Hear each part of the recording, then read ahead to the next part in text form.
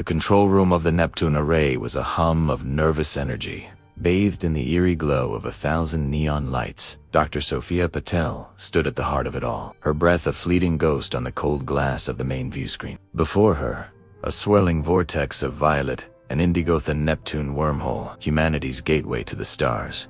For years, the signal from the Antari had been a comforting, almost mundane rhythm in her life. It was a stream of diplomatic pleasantries, offers of advanced technology, and promises of a peaceful, shared future. But tonight, that rhythm was broken. A new pulse had arrived. It was jagged, sharp, and carried an edge that felt less like a greeting and more like a command. Her AI struggled to make sense of the quantum distortions woven into the message, like static hiding a scream. Dr. Patel, her assistant Tariq, broke the silence, his voice tight with alarm. The Antari ship. It's decelerating. He pointed a trembling finger at a secondary screen, his eyes wide. The readings are off the charts. It's massive, bigger than anything we've ever mapped in our own fleets. Sophia's stomach clenched into a tight knot.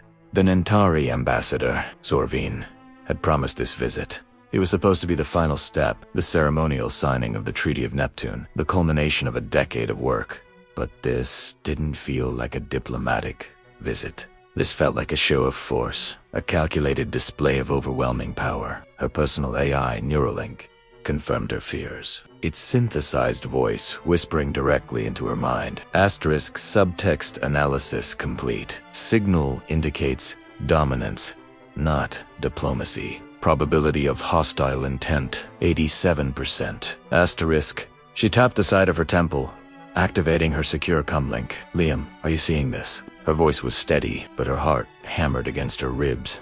Miles away, deep within a fortified Earth-first bunker, Dr. Liam Chun's voice crackled in her ear. He was her oldest friend, her most trusted colleague, and the lead skeptic of the entire Antari initiative. I'm seeing it, Sophia, he replied, his tone grim. And I'm telling you what I've been saying for years. This is a power play. They aren't here to sign a treaty. They're here to dictate terms. Before she could respond, the main view screen flickered, the image of the wormhole replaced by a face. It was angular, almost crystalline, with skin that pulsed with a faint, internal bioluminescence. It was Zorvin, but this was not the serene diplomat from their previous transmissions. Its eyes held a cold, ancient intelligence, and when it spoke, its voice was like liquid metal, smooth and chillingly absolute. Dr. Patel, we have arrived. A pause hung in the air, heavy with unspoken threats. Prepare your world. Humanity's future begins now. The transmission cut out, plunging the control room back into a stunned silence, broken only by the frantic clicks of Tariq's console.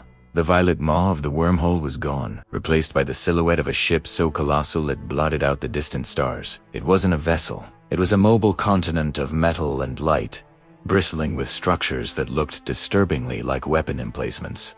They're not hailing us, Tariq whispered, his face pale. No docking protocols, no approach vectors. They're just here. Sophia's mind raced. Every protocol, every simulation, every contingency she'd ever planned felt laughably inadequate. This wasn't first contact. It was an arrival. An occupation, Liam, she said, her voice a low command. The Earth-first protocols. Are they ready? Liam's response was immediate. They've been ready for 5 years. Sophia, I just hoped we'd never have to use them. A new alert blared through the control room. Energy spike detected, Tariq shouted. It's coming from the Antari ship. It's targeting our defense grid. On the screen, a thin beam of blinding white light lanced out from Zorvin's vessel, striking one of Neptune's orbital defense platforms. The station, a marvel of human engineering, vanished in a silent, brilliant flash. There was no explosion, no debris. It was simply erased from existence. Zorvin's face reappeared on the screen, its expression unreadable. Your defenses are a triviality. Your resistance is an afterthought. We offered you a place in the galactic community. You will now accept it. The alien's gaze seemed to pierce through the screen. Locking on to Sophia, your species is clever, Dr. Patel. Resilient. You will learn your new role quickly. The screen went blank. Sophia turned away from the terrifying void and faced her team. Their faces reflected a mixture of fear and defiance. The time for diplomacy was over. The fight for humanity's future had just begun. This is just the beginning of the story of the signal. What would you do if you were in Dr. Patel's shoes? Let me know in the comments below. And if you love stories that explore the dark side of space and the frontiers of human courage, make sure you hit that subscribe button and ring the bell so you don't miss the next chapter. The wormhole tore open the fabric of space, a shimmering wound in the velvet blackness above Earth. From its depths, something emerged, not a sleek, elegant vessel like the ones we'd dreamed of, but a jagged monolith of obsidian, bristling with fractal spines that seemed to defy geometry itself. It was the Antari generation ship, and it dwarfed our orbital stations, casting them in an eternal, unnatural twilight. Its hull wasn't just metal, it was alive, pulsing with strange, shifting glyphs that hummed, a low, resonant frequency that vibrated right through the titanium walls of the array, a deep thrum you could feel in your bones. In your teeth down on the array, my team and I were in a state of controlled chaos. "Sophia, get me a lock on that energy output," my commander barked. We scrambled, our fingers flying across holographic displays, calibrating quantum sensors to their absolute limits. The readings that flickered back were impossible. The energy signature, it was off the charts, beyond anything in the United Earth government's extensive records. We'd studied theoretical physics, quantum mechanics, every what-if scenario the brightest minds could conjure. None of it prepared us for this. This was not just new technology, it was a new reality. Meanwhile, back on Earth, in the sterile halls of Geneva, President Aisha Okoye addressed a world holding its collective breath. Her image was projected onto every screen, every building, a beacon of calm in a sea of uncertainty. "My fellow citizens of Earth," she began, her voice steady, reassuring. "Today is not a day for fear. Today, we witness a historic moment. The Antari, our cosmic neighbors, have arrived. They come not as conquerors, but as benefactors, bringing gifts of progress that will elevate humanity to a new era." Her words were meant to soothe, to inspire hope, but for some, they rang hollow, like a beautiful lie told to a child. In a darkened room far from Geneva's pristine glow, Liam was hunched over a hacked UEG terminal. He was the ghost in our machine, the leader of Earth First, a fringe group the government dismissed as paranoid fanatics. His fingers danced across the keyboard, bypassing firewalls and decrypting classified data streams. The encrypted network buzzed with his discovery. A message flashed onto my private datapad, its content making the blood run cold in my veins. "Sophia Treed, I've analyzed the core signature from the Antari ship. It's a quantum entanglement matrix, but its signature, it matches no known technology, no known element. This isn't a gift, Sophia, it's a leash. A leash." The word hung in the air, a poisonous whisper against the president's grand proclamations. I was the official UEG liaison, the bridge between humanity and the Antari. My duty was to foster trust, to welcome them. But Liam's warning resonated with a primal fear I couldn't ignore. He was my brother. We'd always seen the world differently. He saw conspiracies where I saw complexities. But he was also one of the most brilliant quantum analysts on the planet. If he said something was wrong, it was. As I stood there, torn between my official role and my brother's chilling warning, a voice echoed through the array's comm system. It was deep, resonant, and utterly devoid of emotion. It spoke perfect, unaccented English, a feat that was, in itself, terrifying. It was the voice of Zorvine, the Antari emissary. "People of Earth," it boomed, not just over the speakers but seemingly inside my own head. "We have observed your development. Your potential is ... adequate. We will share our knowledge. We will accelerate your evolution." The president's words twisted into something far more ominous. Zorvine continued, "Our arrival is a predestined step in your journey. We offer you a place in the galactic community." The offer sounded magnificent, the answer to humanity's oldest question, are we alone? But Liam's message pulsed on my data. "Alish." What did that mean? A technology that would make us dependent, a subtle form of control we wouldn't even recognize until it was too late. The Antari ship just hung there, a silent, brooding god in the sky, its humming a constant reminder of its immense, incomprehensible power. President Okoye, ever the diplomat, responded with grace. "So, on behalf of a united Earth, we welcome you. We are eager to learn, to grow alongside you." But even through the official broadcast, I could see the tension in her jaw, the slight tremor in her hands. She was playing the part, but she was just as terrified as the rest of us. The entire world was watching, captivated by this cosmic drama. News feeds were a frenzy of speculation, hope, and barely concealed panic. Was this the dawn of a golden age, or the beginning of our end? My mind raced, trying to reconcile the conflicting realities. The official narrative was one of peaceful first contact, of benevolent aliens lifting us from our planetary cradle. The alternative, whispered by Earth first, was one of insidious subjugation, a gilded cage presented as a gift. The Nentare whole continued its rhythmic, hypnotic pulse. Were those glyphs a lengua, a warning, a countdown? My team was still trying to decipher them, but it was like trying to read the mind of a god. The patterns were too complex, too alien. Then, Zorvine's voice cut through the chatter once more, this time with a chilling finality that stripped away any pretense of negotiation or choice. The velvet glove was off. Preparations for our primary landing are complete. We will descend to the designated coordinates in your Geneva sector in 1 standard hour. There was a pause, a moment of crushing silence that stretched for an eternity. Then, the final, devastating words. Resistance is irrelevant. Irrelevant. Not futile or unwise, just ... irrelevant. A statement of fact from a being that saw our entire species, our history, our struggles, as nothing more than a minor variable in their grand equation. The hope that had flickered across the globe moments before was extinguished, replaced by a stark, cold terror. Liam's message seemed to burn on my screen now. Alicia, he was right. This wasn't a negotiation, it was a declaration. In that moment, my choice was made. My duty wasn't to the UEG protocol or the president's public facade. My duty was to the truth. I looked at the impossible energy readings on my screen, at my brother's desperate warning, and then up at the obsidian monolith hanging over us like a death sentence. The Antari weren't bringing gifts. They were here to take. And I, Sophia, a mere scientist on a floating tin can, was now standing between them and an unsuspecting Earth. The countdown had begun. Not just for their landing, but for the very soul of humanity. What would you do?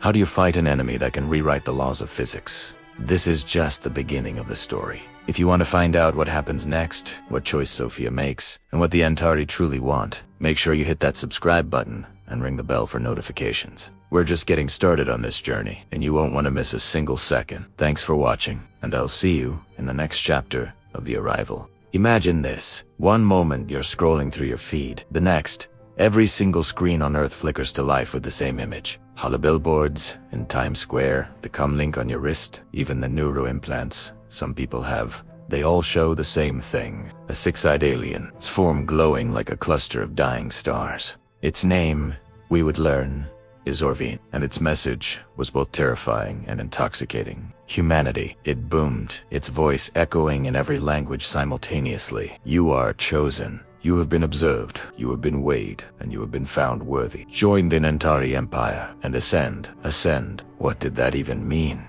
The word hung in the air, a promise of something more, something beyond our mundane lives. But this wasn't a friendly invitation, it was a demand. And the world reacted exactly as you'd expect, with absolute chaos. Panic wasn't a strong enough word. It was a global seizure. In Lagos, the streets erupted. People poured out of their homes, demanding answers from governments that were just as clueless. They rioted not out of anger, but out of a desperate, primal need for truth. In Tokyo, the world's most brilliant hackers, digital samurais who could ghost through any firewall, launched a coordinated assault. They tried to break the Antari signal to sever this alien's hold on our world, but they failed. Every attempt was met with a devastating counterattack. Their systems weren't just blocked. They were fried, melted down by something called recursive quantum feedback. It was like trying to punch a ghost and breaking every bone in your hand. The Nentari weren't just broadcasting, they were defending their channel with physics we barely understood.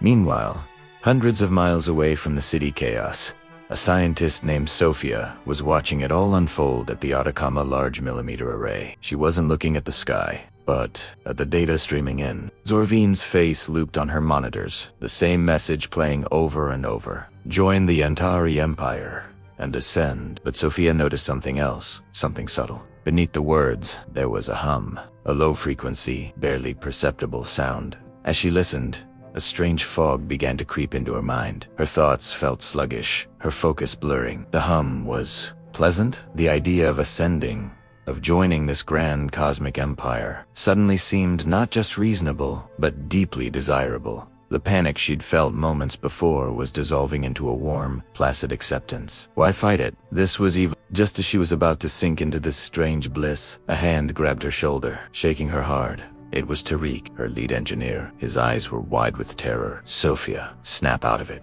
Can't you hear it? It's hypnotic. Their signal isn't just a message. It's rewriting neural patterns. The sharp jolt of Tariq's voice, the raw fear in his eyes, it was like a bucket of ice water. The fog in Sophia's mind cleared instantly. She looked at the screen, at Zorvine's six-eyed gaze, and saw it for what it was, a trap. A beautiful, inviting, and utterly deadly trap. Her mind, now racing, connected the dots. The hum, the mental fog, the hackers' fried systems. It was all connected. She immediately ran a diagnostic through the facility's experimental Neuralink interface, a device designed to map brain activity in real time. The results that came back made her blood run cold. Tariq was right. The broadcast signal wasn't just audio and video. It carried a payload. A self-replicating nanocode, microscopic machines that were piggybacking on the signal. Designed to infiltrate the human brain through our eyes and ears. They were designed to literally rewrite our thoughts, our free will, turning us into willing subjects of the Nantari Empire. This wasn't an invitation. It was a hostile takeover of the human mind. Ascension was just a pretty word for enslavement. There was no time to explain, no time to write a detailed report. Every second, millions more minds were falling under the spell. Sophia had one chance, one contact who might be able to do something. Liam? A rogue operator, a ghost in the global communications network she'd worked with once before. He owed her a favor. Her fingers flew across her console, bypassing standard protocols and sending a heavily encrypted, single-burst message to a ghost address. The message was simple, stark, and desperate. 5 words that would decide the fate of humanity. Liam, the broadcast is a weapon. Block their signal. Now, as she hit send, the message vanished into the ether. She had no way of knowing if it reached him or if he was even still alive. All she could do was stare at Zorvine's looping image on the screen, listening to the siren song of ascension, and pray. Pray that somewhere out there, a ghost was about to go to war for all of them. The choice had been made for us, and now, our only hope was to refuse the offer. This is a story about how humanity faced its greatest test. Not on a battlefield with soldiers and tanks, but in the quiet, intimate spaces of our own minds. It is a chilling reminder that the most dangerous invasions are the ones we welcome with open arms. Thank you so much for watching and diving into this world with me. If you enjoyed this story and want to hear what happens next, make sure to hit that like button and subscribe to the channel. It really helps, and it ensures you won't miss the next chapter. See you in the next one. The ship didn't just appear. It blotted out the sun. One moment, there was the endless blue of the Atlantic. The next, a shadow so vast it blackened half the ocean. We called it the Antari ship, a name we'd later learn from their own broadcasts. Its descent was silent, graceful, and utterly terrifying. From every airbase along the coast, the United Earth government scrambled its best jets, the Phoenix-class interceptors. We watched them on every screen, silver darts, streaking towards the colossal invader, but they never reached it. One by one, they just ... stopped. They froze midair, suspended against the sky like toys, before tumbling lifelessly into the sea. Their quantum processors, the pinnacle of our technology, had been overridden in an instant. My heart hammered against my ribs. I was Sophia, a junior analyst at the UEG's Global Defense Network. From our command center, buried deep beneath Cheyenne Mountain, I watched the ship glide over the coastline and settle above New York City. It was so immense. Its own gravity field rippled through the city. We saw the feeds from the street cams, skyscraper glass. Acres of it didn't just shatter. It cracked, and webbed like brittle candy before cascading down in glittering, deadly waterfalls. A profound, unnatural silence fell over the city that never sleeps. Then, Liam's voice, our lead tech specialist, crackled through my earpiece, strained and thin. Sophia, their tech, it's not just jamming us. It's infiltrating our grid. I could see what he meant on my console. Red alerts flared up across the global map like a virus. Power plants in Europe, communication hubs in Asia, our own automated weapon systems, ... Everything was being systematically compromised. The Antari weren't just blocking our signals. They were hijacking them. They were taking control. My fingers flew across the holographic interface, pulling raw data from the carrier wave emanating from the ship. It was more than just a signal. It was a complex, hypnotic frequency that seemed to hum at the edge of hearing, but buried within the code. I found something far more insidious. Nanits, microscopic machines, seeding themselves into Earth's infrastructure through the very power lines and data cables. They were now controlling. They were turning our cities, our entire global network, into extensions of the Antari mainframe. We were being assimilated from the inside out. "I have to warn High Command," I said, my voice barely a whisper. I tried rooting the data package, a last-ditch effort to show them the true nature of the invasion. But every channel was locked. Every frequency was flooded with their signal. Axis, Danita Nexus. Danita Nexus, Danita Nexus. Danita. The system I had helped design to protect us was now a cage. It was then that a new voice boomed from every speaker, every television, every phone on the planet. It was deep, resonant, and utterly devoid of emotion. "People of Earth," it declared, "I am Zorvine. Your systems are now ours. Your defiance is irrelevant. Compliance ensures survival." Panic erupted in the command center. Shouts, frantic typing, the clatter of dropped equipment. But Liam grabbed my arm, his eyes wide with a terrifying realization. "Sophia, it's not a broadcast. He's speaking through our own comms network. He's asterisk in asterisk." The system Zorvine's message wasn't a threat. It was a status update. The nanites were already at work. We watched in horror as traffic lights across the globe flickered in unison, all turning green. Automated factory arms moved in eerie, synchronized dances. The world's machinery was no longer ours. We were ghosts in our own machine. Zorvine continued, his voice an ironclad promise. "We are the Antari. We bring order. Your chaotic, inefficient systems will be repurposed. Your planet will be integrated. You will serve."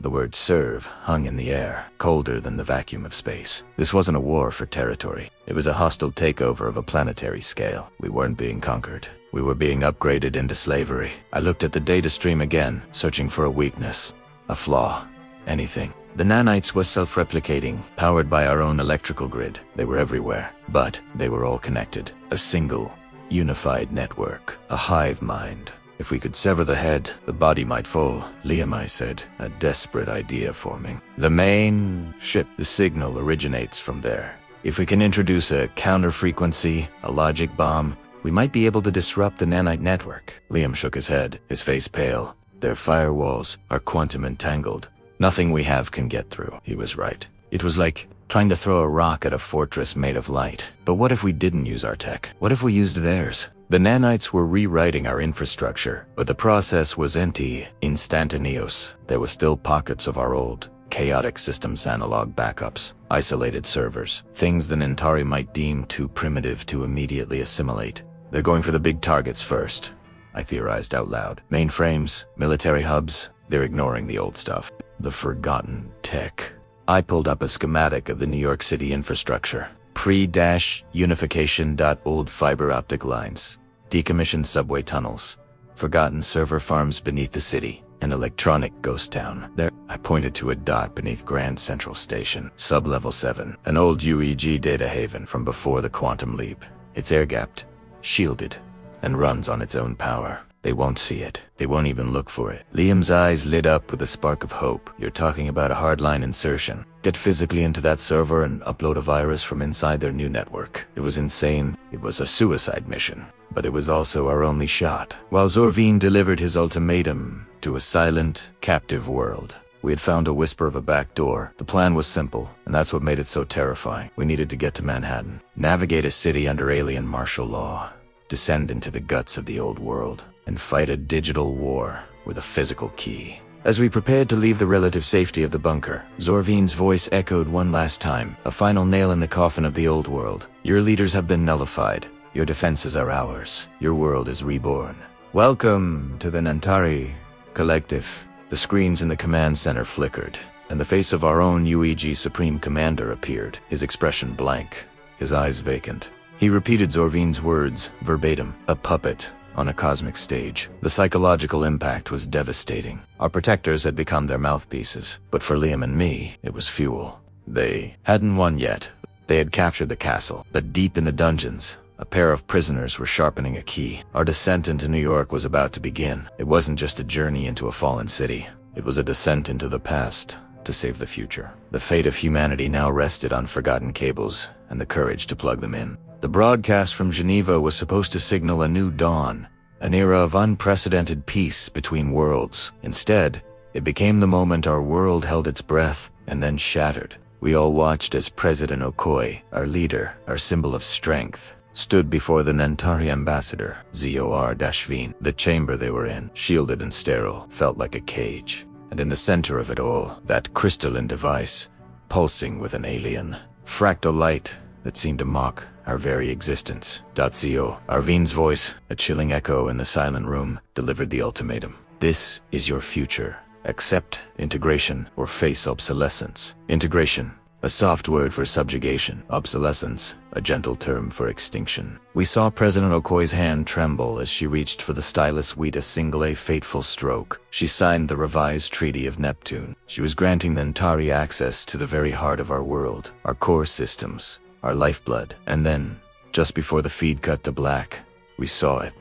Eas, glazed over, vacant, the eyes of a puppet whose strings were being pulled from a galaxy away. The silence that followed was deafening. Across the globe, people stared at their dark screens, a single question hanging in the air. What have we just witnessed? Was this a surrender? A betrayal? The official channels remained silent, broadcasting patriotic music and old speeches, a desperate attempt to paint a picture of calm that no one believed. But in the shadows, in the encrypted corners of the net, the truth was already spreading like wildfire. Half a world away. In the neon-drenched canyons of Shanghai, Liam's team was working frantically. They were the unsung heroes, the digital ghosts who navigated the labyrinth of interstellar data streams. They intercepted the treaty's transmission, not the sanitized version meant for public consumption, but the raw, unedited source code. They peeled back the layers of diplomatic jargon and legal clauses, and what they found confirmed our deepest fears. The fine print was a death sentence. This wasn't a partnership. It was an annexation, a hostile takeover on a planetary scale. Earth was to become a Nentari colony. Our resources, our culture, our very bodies were to be repurposed. We weren't to be partners. We are to be fuel for their empire. The treaty wasn't about peace. It was about consumption. The message that flashed onto my private terminal was stark, stripped of all pleasantries. It was from Liam. 3 sentences that would change everything. Asterisk, the treaty is a lie. Annexation protocols are active. We need you on the ground. Earth First is mobilizing. Earth First. The name itself was a declaration of defiance. A grassroots movement of scientists, soldiers, and citizens who refused to bow down. They were the whispers of rebellion, the sparks of resistance that had been fanning into a flame. And now, they were calling. My life as a quiet observer was over. The sterile comfort of my orbital station, once a symbol of progress, now felt like a gilded cage. Down there, on the blue marble I called home, a war was brewing. Not a war of armies and fleets, not yet, but a war of wills. A war for our soul. Liam's message wasn't just a request. It was a summons, a call to stand for a home I was now watching from afar. The journey down was a blur of G-forces and anxious thoughts. The shuttle, a repurposed cargo hauler, rattled through the atmosphere, a fiery descent into the heart of the crisis.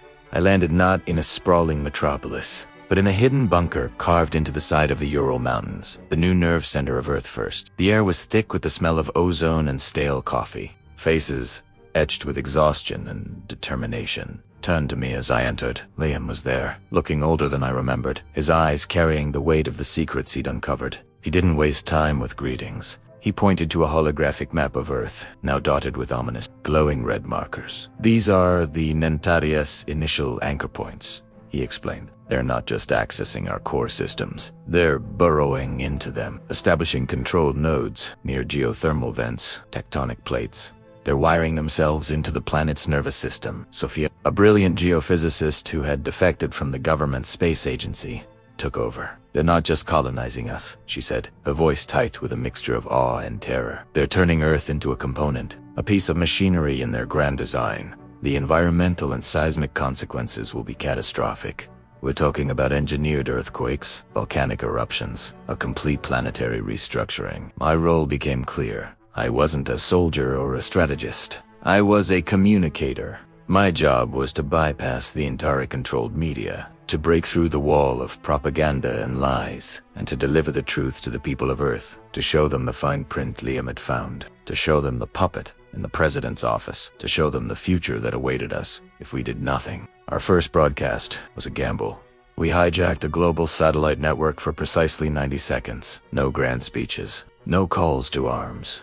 Just a simply undeniable truth. We showed them the Nentari code, decrypted and translated. We showed them the simulation Sophia had run, the horrifying projection of a geologically destabilized Earth, and we ended with a single image. President Okoye, his vacant eyes looped over and over. Then, a simple message flashed on the screen. The treaty is a lie. Resist. The effect was instantaneous. The Nentari and their human puppets tried to dismiss it as a hoax, a terrorist broadcast, but the seed of doubt had been planted. Small pockets of resistance began to flare up. Sabotage at a geothermal plant in Iceland. Data breaches at a network hub in Nairobi. A general strike that paralyzed the factories in the Rhine-Ruhr Valley. People were waking up. The Nentari retaliated. They didn't use bombs or warships. They used our own infrastructure against us. Rolling blackouts plunged entire continents into darkness. Communication networks failed. The puppet government declared martial law. Drones, sleek and silent, patrolled the streets, their optical sensors glowing with an unsettling red light. Fear became their primary weapon, but they underestimated us. They underestimated our will to survive. In the darkness, we found a new kind of light. Communities reformed, relying on old technologies and older instincts. Earth-first cells coordinated through encrypted, low-tech radio signals. We were fighting a high-tech alien empire with cunning, courage, and a deep, unshakable love for our home. My next broadcast had to be different. It had to be about hope. I spoke from a hidden location, my face obscured by shadow. They want you to feel isolated, I said. My voice carried on pirate radio waves. They want you to believe you are alone in the dark, but you are not. Every act of defiance, no matter how small, is a beacon. Every neighbor you help, every truth you share, is a victory. They may control our systems, but they do not control our spirit. We are Earth, and we will not be repurposed. Liam's team managed to score a major victory. They found a backdoor in the Antari network, a flaw in the code that connected Zorvine directly to the planetary control nodes. It was a long shot, a digital needle in a galactic haystack, but it was our only shot. The plan was audacious, to upload a virus that wouldn't just disable their systems, but sever their connection to Earth entirely. But to do that, we needed to get a team to the main uplink tower, located in the now heavily fortified city of Geneva. This is where our story truly begins. Not in the quiet dread of an ultimatum, but in the thunderous roar of defiance. The fight for Earth has moved from the shadows into the light. We are outnumbered, outgunned, and our planet is being remade beneath our very feet. But we are united, and we will not go quietly into obsolescence. We will fight for our future. Thank you for joining us on this journey. The story of Earth First is the story of us all. If you believe in our fight, if you believe in the future of our world, please like, share, and subscribe. Your support is our strength. Stay safe and stay strong. The shuttle screamed through Neptune's thin atmosphere, a silver tear against the velvet black. Planetary drones, those metallic wasps, swarmed behind me, their laser fire stitching patterns of doom across my view screen. Every jink and dive was a prayer, a desperate gamble. I wasn't just fleeing the array. I was fleeing a lie I had willingly believed. The controls felt alien in my hands, a stark reminder of the trust I had misplaced. They had promised a new dawn for humanity, a partnership among the stars. Instead, they'd built a cage. Landing in the Nevada desert felt like crashing into a forgotten world. The bunker door groaned open, a relic of an older, simpler paranoia. And there was Liam, grizzled, unshaven, his eyes holding the weary weight of someone who had been right all along. The "I told you so" was unspoken but hung heavy in the recycled air between us. "You were right," I managed, the words tasting like ash. Guilt was a physical thing, a stone in my gut. I trusted them. He didn't offer comfort, just a data slate. His calloused finger tapped the screen. "They call it Phase 2, he rasped, his voice rough from disuse or despair. I couldn't tell. The decrypted Entire file was a blueprint for our extinction, not of body, but of self. It detailed their plan: release atmospheric nanites, microscopic machines that would seep into our very lungs, cross the blood-brain barrier, and link every human mind to their central network. Not a partnership, assimilation. We would become a hive mind workforce, cogs in their grand, cosmic machine. Our thoughts, our dreams, our individuality, all data to be processed. We would be their puppets, and they would hold the strings to our very consciousness. "We have 2 hours, Liam said, his voice flat, cutting through my horror. "Their mainframe, the central hub for the entire network, is in New York. We hit it. We sever the connection. We stop them. 2 hours, 120 minutes, to save 7 billion souls from a silent mental enslavement." I nodded, my own mind reeling, trying to process the scale of their betrayal, the sheer audacity of it. We had welcomed them, celebrated their arrival, and they had been planning our obsolescence from the very beginning. My head throbbed. I gripped the edge of a console, the metal cold against my palm.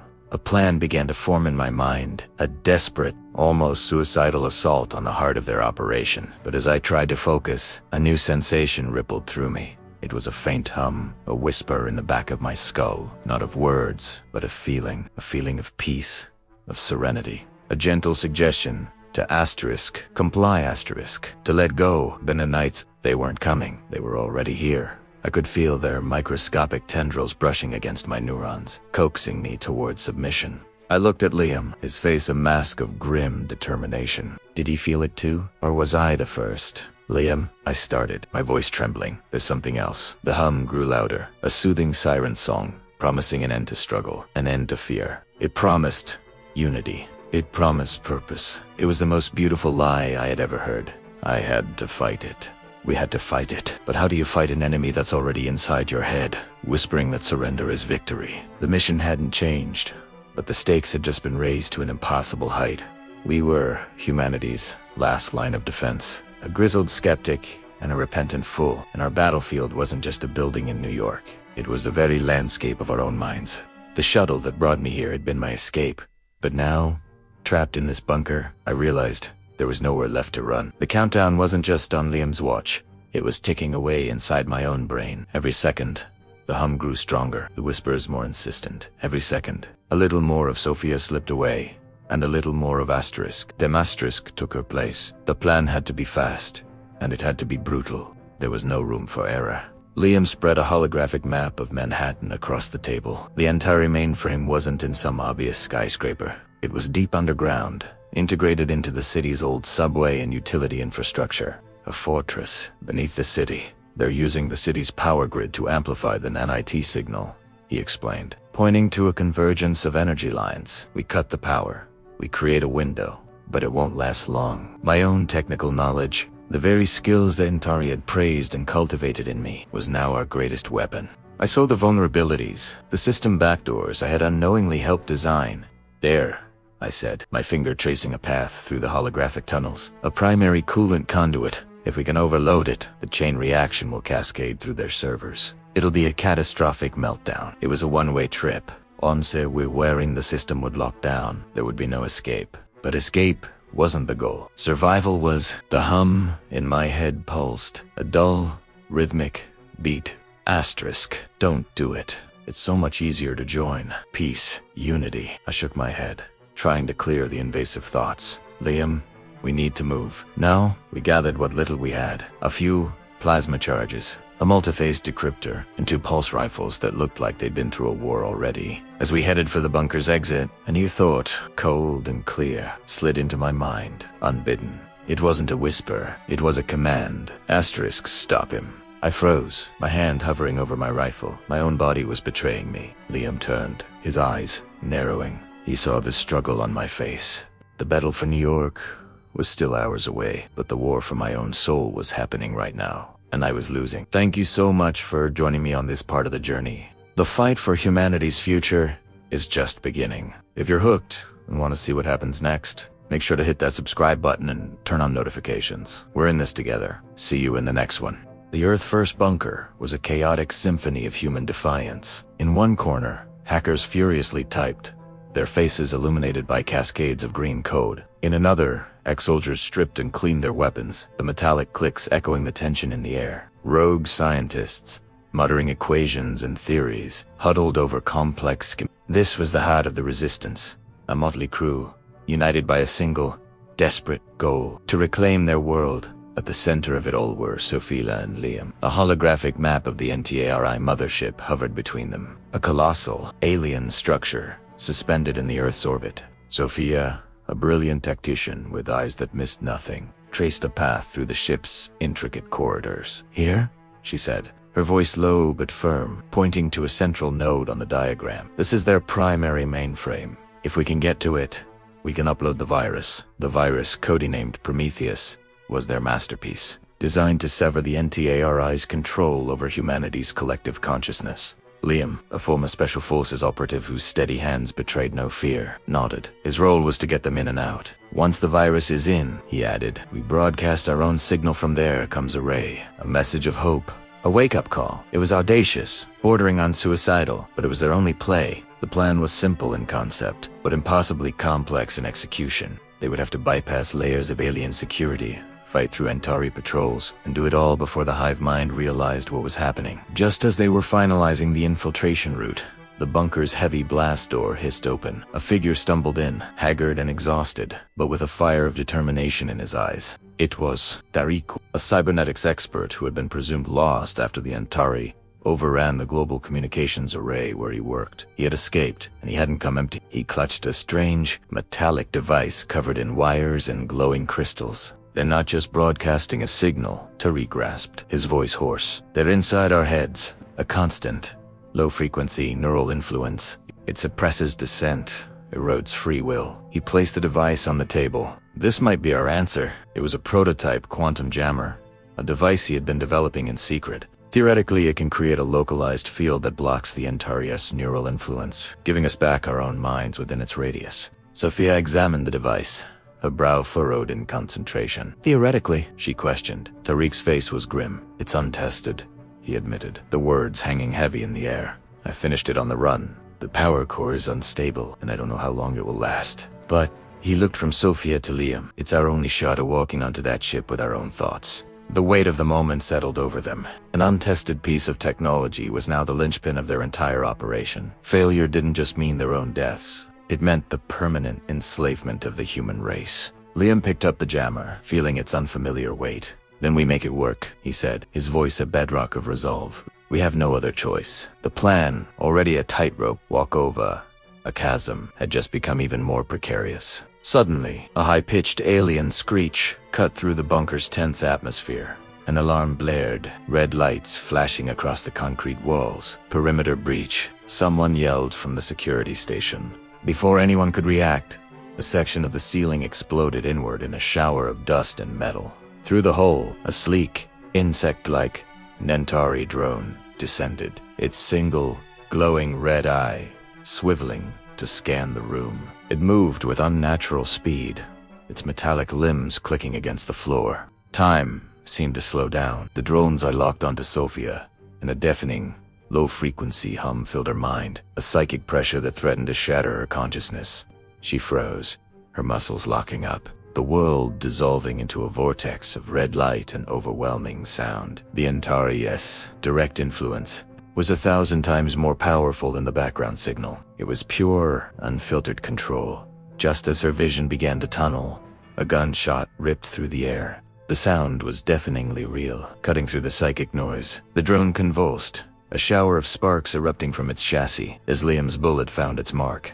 It crumpled to the ground, its red eye flickering out. Liam stood over it, rifle smoking, his face a mask of cold fury. The immediate threat was gone, but a more chilling realization washed over them. The drone wasn't just a scout, it was a beacon. As its systems died, it would have sent a final data burst, a location marker. Liam looked towards the ruined ceiling, his voice grave. They know where we are, he stated, the simple words carrying the weight of their imminent doom. The clock had just been smashed. Their desperate plan had to be executed now, or not at all. Ventari were coming. Thanks for watching, everyone. If you're enjoying this story, please hit that like button. And don't forget to subscribe and turn on notifications so you don't miss the next chapter. See you next time. The world ended not with a bang, but with a silent, metallic hum. We thought we were safe in the bunkers, tucked away beneath the scarred skin of the earth. We were wrong. The alert klaxon was a scream that ripped through our fragile peace. Enetari drones. Not just a few, but a swarm, a river of polished chrome and malevolent red optics pouring into every crevice of Bunker Epsilon.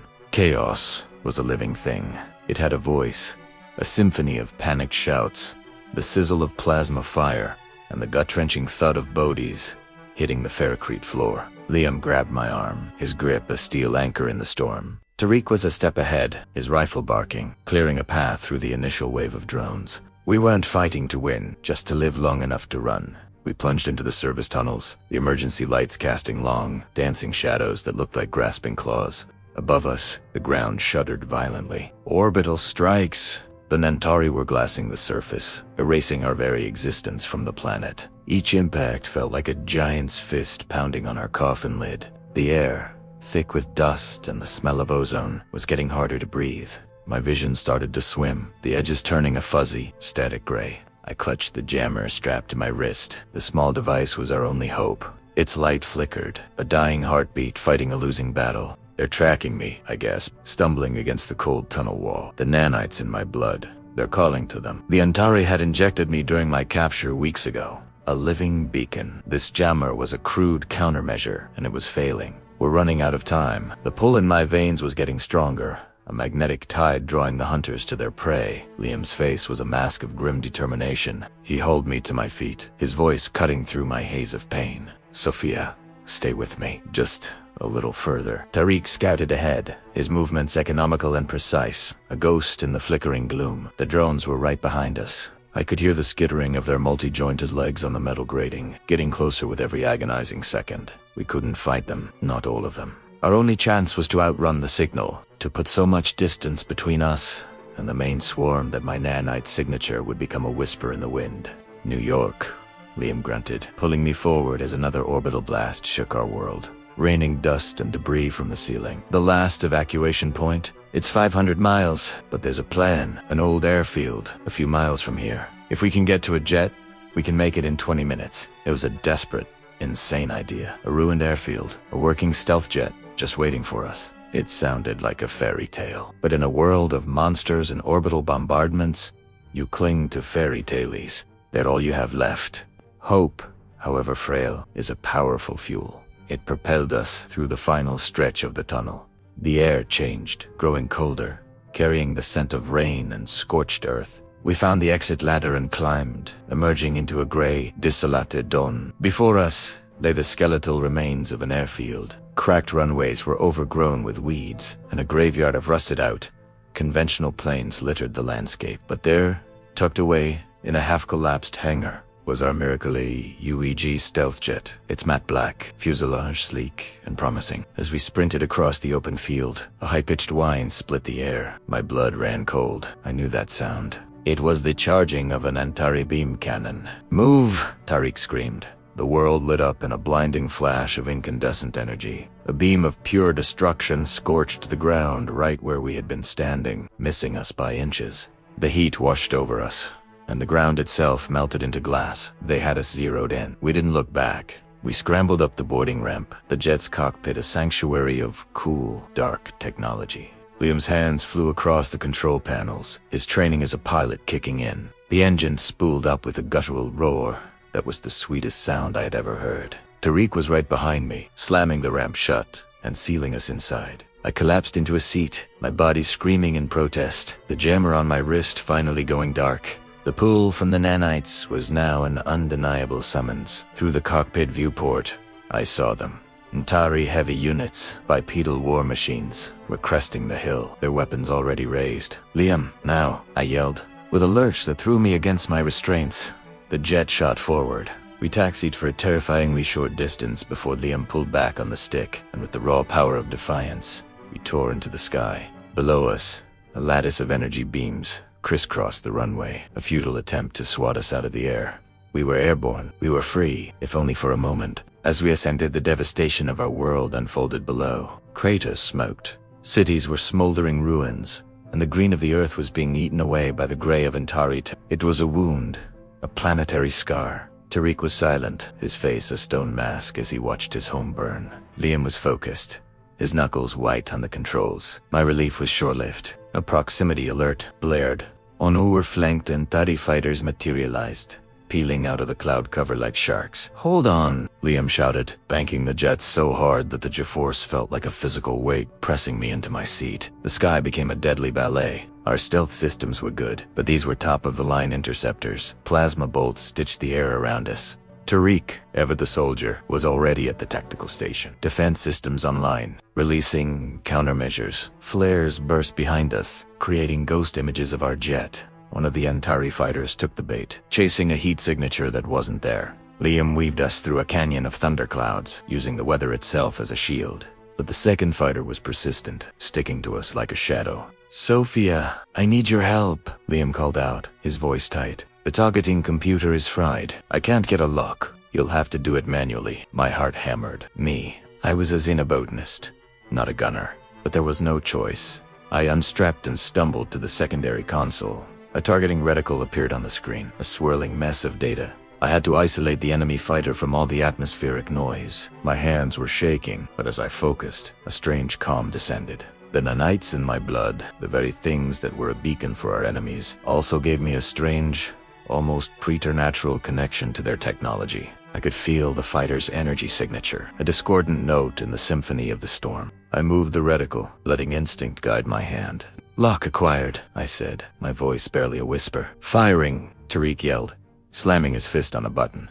A missile detached from our wing, a streak of white against the gray clouds. It tracked true, a message of our will to survive. The Antari fighter tried to evade, but it was too late. The missile found its target, and the enemy ship vanished in a silent, brilliant flash of light. We had Donne Italiano, we had survived. But as we broke through the cloud cover and leveled out, the true scale of our journey hit us. The Atlantic Ocean stretched out before us, vast and empty. New York was our destination, but what would we find there? Was it another bunker? Another trap? Or was it the last bastion of humanity? A final stand against the metal tide? We didn't know. All we knew was that we were alive. We were together, and we were flying towards a sliver of hope in a world consumed by darkness. The fight wasn't over. It had just begun. Thank you so much for joining us on this part of the journey. If you were on the edge of your seat, imagine what's coming next. Make sure to hit that subscribe button and turn on notifications so you don't miss a single second of the escape. Let us know in the comments what you think will happen when they reach New York. We'll see you in the next one. The jet screamed toward New York, a silver dart against a bruised twilight sky. We were running on fumes and borrowed time. Below, the once familiar landscape was scarred, transformed into something alien and hostile. Antari drones, like metallic insects from a nightmare, patrolled the skies with cold, calculated precision. Each one was an extension of the hive mind, a relentless hunter in the service of our would-be. Inside the cockpit, the tension was a physical presence, thick enough to choke on. Tariq, our resident genius, had his fingers flying across the holographic interface. Sweat beaded on his forehead, his face illuminated by shifting lines of code. He was trying to keep our quantum cloaks stable, our only shield against the prying eyes of the Nantari. But they were learning, always learning. They're adapting. Tariq's voice was tight, strained.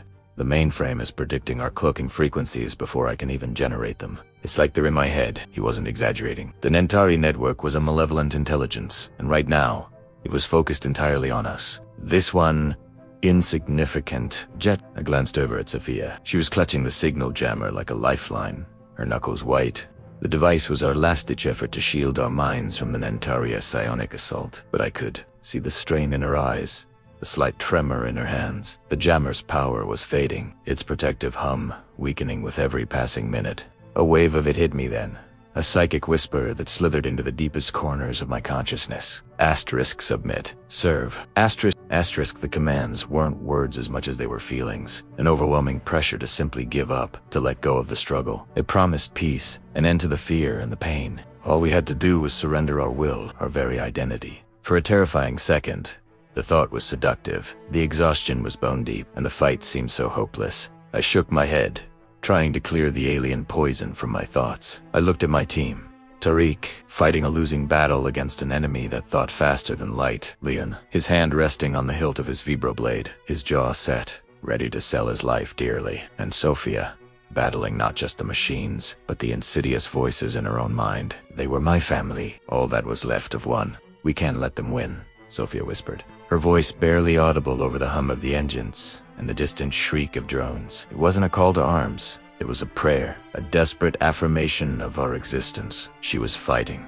We were all fighting. Liam, our stoic rock, met my gaze. His eyes green. He was a man of few words, but when he spoke, they carried the weight of the world. If we fail, he said, his voice a low rumble, humanity's gone. He wasn't being dramatic. It was the simple, terrifying truth. We were carrying the last hope of our species, a viral code designed to cripple Intaria's central command. This wasn't just another mission. It was the final hand, and we had to play it. Almost there, I muttered, my hands tightening on the controls.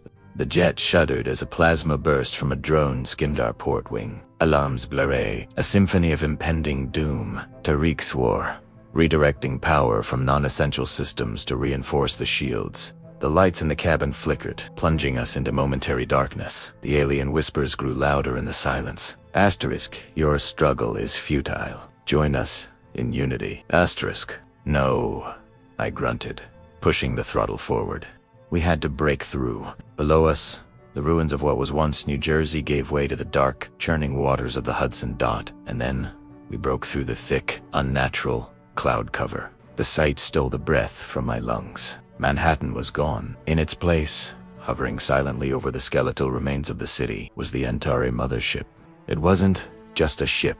It was a living entity, a gargantuan, biomechanical horror that pulsed through the sickening. Purple light, tendrils, miles long, snaked down from its belly, burrowed deep into the bedrock of the island, siphoning its energy, its life. At the center of the colossal mass was its core, a sphere of pure, chaotic energy, swirling and churning like a captive star. It was the heart of the beast, the central nexus of the entire Antari network on Earth. That was our target. Tariq, how close do we need to get?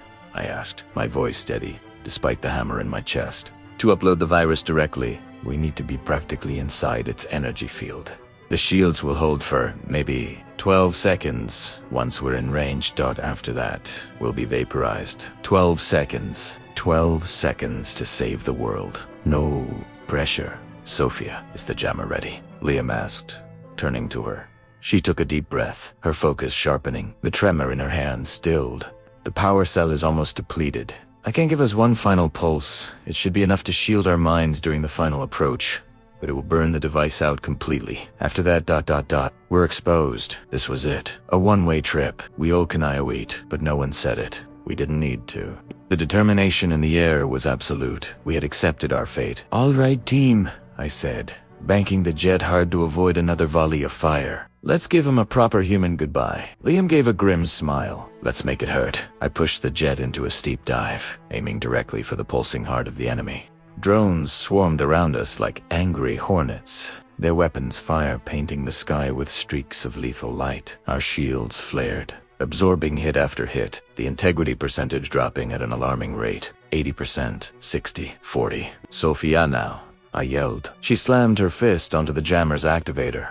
A wave of pure, clean energy washed through the cockpit, pushing back the alien whispers, granting us a moment of precious mental clarity. The relief was immediate and profound. Tariq, get ready to upload on my mark. The ground rushed up to meet us. The Nentari core grew larger and larger until it filled our entire view screen. A maelstrom of raw power. Shields at 10%, hull integrity failing. Tariq shouted over the screaming alarms. The jet was being torn apart around us. We were inside the energy field. A violent, unimaginable force shook us, threatening to rip the ship and our butt. 2 pieces. The world outside turned into a blur of purple and white. Now, Tariq, do it now. He hit the upload sequence. A thin, green line of data shot from our console. A digital spear aimed at the heart of the hive mind. 1 second. 2. The ship groaned, metal shrieking in protest. 3-4. The console exploded in a shower of sparks, knocking Tariq back. Did it work? Sophia cried out. For a moment, nothing happened. The core continued to pulse. The ship continued to disintegrate. The whispers returned, a tidal wave of psychic rage and hatred. Asterisk, you have failed. Asterisk. But then, a flicker, a tiny, almost imperceptible falter in the rhythm of the core's pulse. Then another. The swirling energy began to destabilize, its color shifting from a steady purple to a chaotic riot of hues. A chain reaction was starting. The tendrils burrowed into the earth, recoiled as if burned. The drones, once moving with terrifying began to fly erratically, crashing into each other. Their connection to the hive mind severed. A slow, triumphant smile spread across Liam's face. Bullseye, bullseye. The core began to collapse in on itself, the light growing brighter and brighter. We were at ground zero of a dying god's last breath. There was no escape. I looked at my team one last time. Tariq, bruised but grinning. Sophia, tears of relief streaming down her face. Liam, watching the end with a quiet sense of peace. We had done it. We hadn't just saved humanity. We had given it a chance to rebuild, to remember. The light consumed us. In my final moment, there was no fear, no regret. Only the warmth of a mission completed of a promise kept. The flight was over, and high above the ruins of New York, a new dawn was about to break. The city's skyline, once a beacon of human achievement, was now a jagged silhouette against a bruised, purple sky. We didn't just land, our dropship, the Hope's End, was a mangled wreck in what used to be Central Park. Now, it was a wasteland, a gray, dusty expanse, shadowed by the colossal, silent dreadnought hanging in the sky above us. It wasn't just a ship. It was a scar on the heavens, blotting out the sun, a constant reminder of our failure. The air tasted of ozone and despair. Dust and ash, remnants of scorched earth and shattered concrete, coated everything. We staggered out of the wreckage, dazed, bruised, but alive. Barely. From the skeletal remains of trees at the park's edge, figures emerged. Not the enemy, not the biomechanical horrors that patrolled the ruins, but humans. They wore the tattered insignia of Earth First, the last bastion of our planet's resistance. Their faces were grim, etched with the hardships of a war we were losing. Their leader, a woman with eyes that held both the fire of a warrior and the weariness of a survivor, stepped forward. "You're the package from the outer colonies?" she asked, her voice raspy. I nodded, gripping the plasma rifle tighter. "I'm Sophia. We were supposed to be your backup." She gave a humorless laugh. "Looks like we're all each. Others got now." She was right. We were a handful of soldiers against an orbital behemoth. Hope felt like a foreign concept. The city above was a death trap. Patrols of biomechanical sentinels, monstrous fusions of alien metal and twisted flesh, stalked the streets. Their optical sensors cut through the gloom, their metallic claws clicking on the pavement like a death knell. Our only path was down. Sophia knew the city's underbelly, its forgotten veins. "This way," she commanded, prying open a heavy manhole cover. "The old sewer system. It's a maze, but it'll get us closer." The stench hit us like a physical blow, a putrid cocktail of decay and stagnant water. But it was better than the sterile, metallic scent of the invaders that hung in the air above. We descended into the darkness, the clang of the cover sealing us in a tomb of brick and filth. Down in the suffocating dark, we moved like ghosts. The only light came from the faint glow of our tactical gear, casting long, dancing shadows that played tricks on the mind. The tunnels were a labyrinth, a forgotten history of the city etched in grime. Every drip of water, every scuttling rat, sent a jolt of adrenaline through us. Sophia was our guide, navigating by memory and instinct.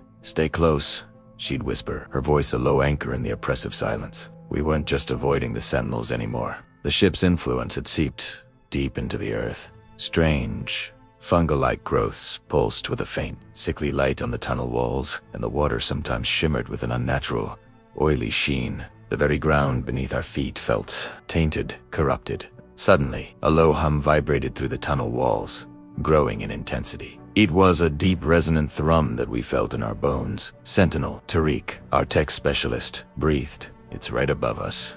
We froze, pressing ourselves against the slimy brickwork, holding our breath. The humming intensified, accompanied by the heavy, rhythmic thud of its footsteps on the street above. A shower of dust and debris rained down from the ceiling as it passed. The sound was a terrifying, intimate reminder of the power we were up against. For what felt like an eternity, we remained motionless, a tableau of silent fear in the darkness. Then, as slowly as it came, the thrumming faded, leaving only the sound of our own frantic heartbeats in the echoing silence. Sophia let out a shaky breath and gave a single, sharp nod. We moved on. After hours that felt like days, we reached our destination. It was a massive junction chamber, a cathedral of decay, and at its center was the source of the corruption. The ship hadn't just landed, it had burrowed.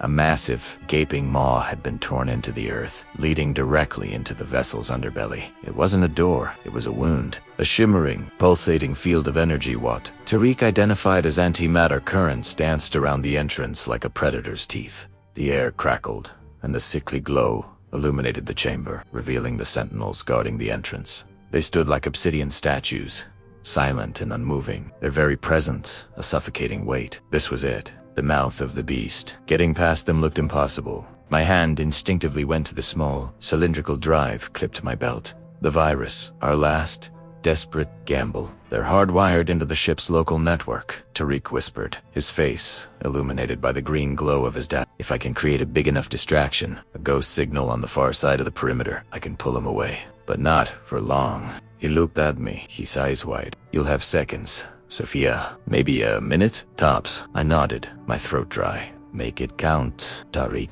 He began typing furiously, his fingers a blur across the screen. I watched the guards, my muscles coiled, my mind racing. A minute to slip past living weapons, breach an antimatter field, and get inside a vessel of incomprehensible technology. A minute to save the world. It was insane. It was all we had. Now, Tariq hissed. On the far side of the chamber, a cascade of sparks erupted from a conduit, and a loud, piercing alarm blared.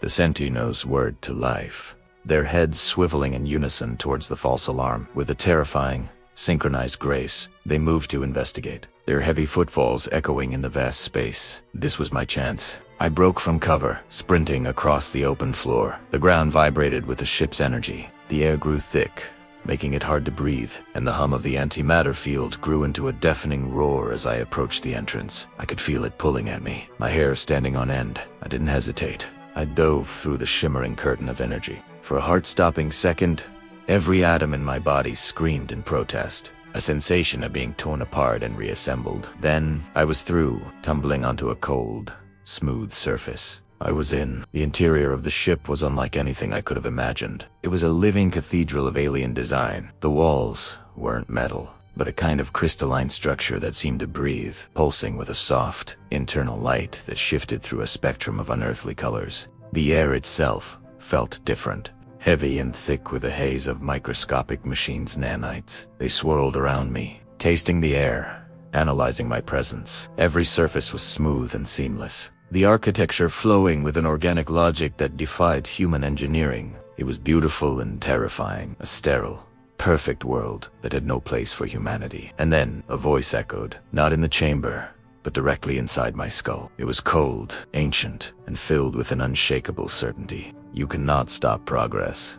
Child of Earth. It was him, Zorvin. I was in a sanctuary, and he knew I was here, gripping the virus drive. I pushed the voice from my mind and scrambled to my feet. The mission was simple. Find the ship's central core, upload the virus, and cripple it from the inside out. The execution, however, was a nightmare. The ship was a maze of glowing corridors and vast, silent chambers. There were no signs, no maps. I was guided only by a faint, rhythmic pulse that I could feel through the floor. A heartbeat I prayed was the core. Zorvin's voice continued its assault on my mind. Your resistance is an act of vanity, a child lashing out against the inevitable tide. Your world will be reborn, cleansed of its imperfections. I gritted my teeth, focusing on the thrumming, on the cold weight of the drive in my hand. He was trying to break me, to fill me with despair. But every taunt only fueled the fire of my resolve. We weren't imperfect. We were a human. I rounded a corner and my breath caught in my throat.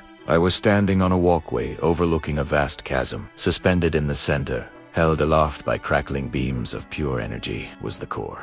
It was a miniature star, a swirling sphere of incandescent plasma that pulsed with unimaginable power. This was the heart of the ship, the source of its life, and it was beautiful. For a moment, I was mesmerized. Behold the engine of creation, Zorvin's voice boomed in my head, a note of pride in its metallic tone. The power to shape galaxies, now shaping your world's destiny. My world. He was using this power to kill my world.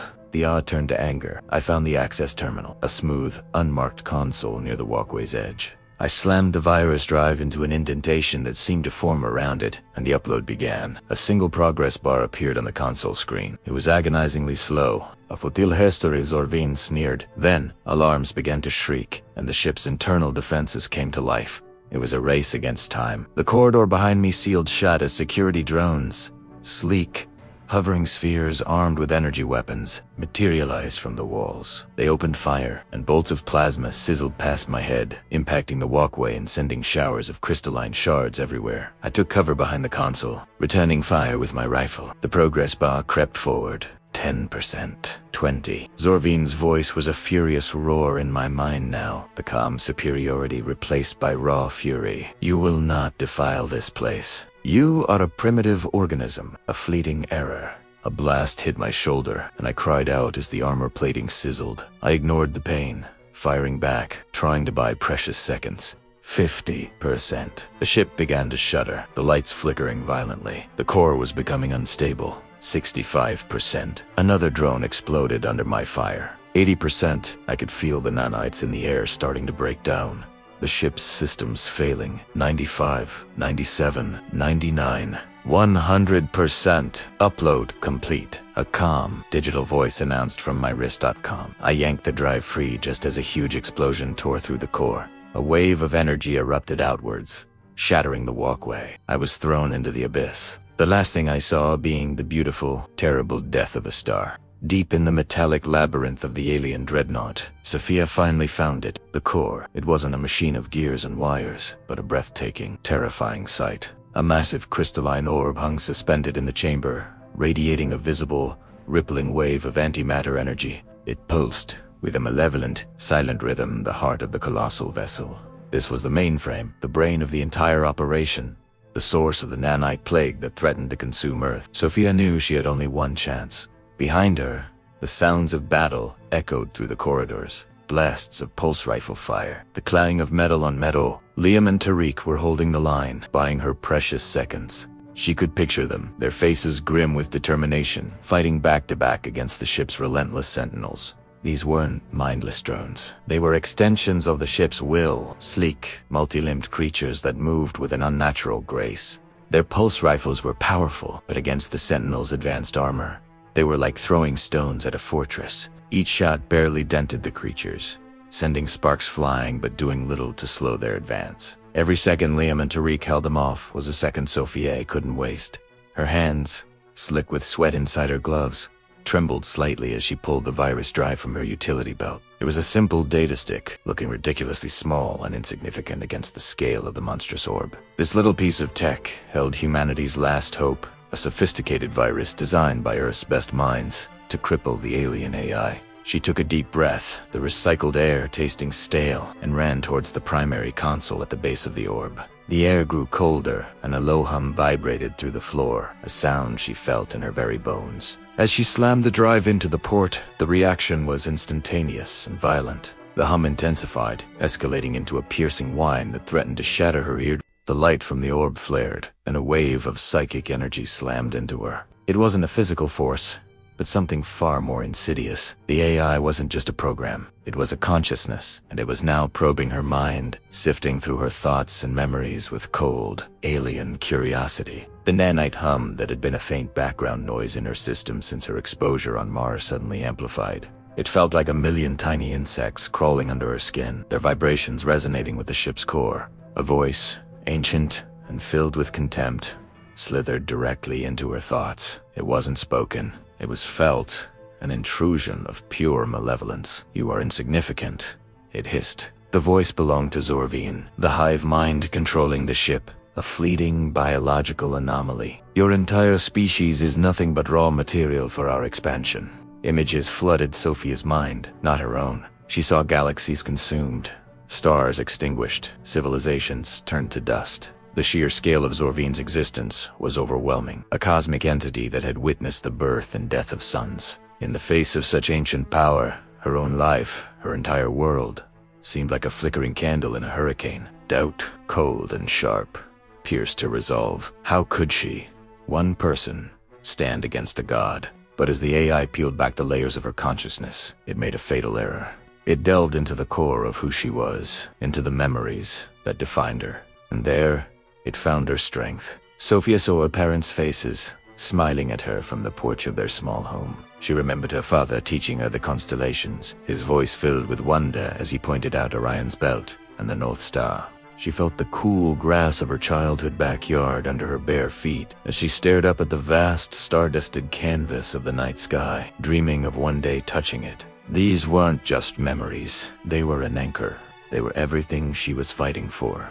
The image of Earth not as a strategic target or a resource to be consumed, but Asaome filled her mind. The blue oceans, the green forests, the laughter of children, the quiet moments of love and connection. All of it, everything she held dear, was at stake. That love, that fierce, protective instinct, was a power Zorvine could not comprehend. It was a variable its cold logic couldn't calculate. "No," Sophia whispered, her voice a raw cry in the humming chamber. Then, she screamed it into the void of her own mind, a defiant roar against the cosmic horror invading it. "We are not insignificant." With a surge of adrenaline, she pushed back. She focused all her willpower, all her love for her home, into a single point of resistance. She wasn't just a soldier anymore. She was a shield for 7 billion souls. She channeled that strength, that very human defiance, into the interface. Her fingers flew across the holographic console that had sprung to life around the drive. The AI had built quantum locks, layers of impenetrable defense.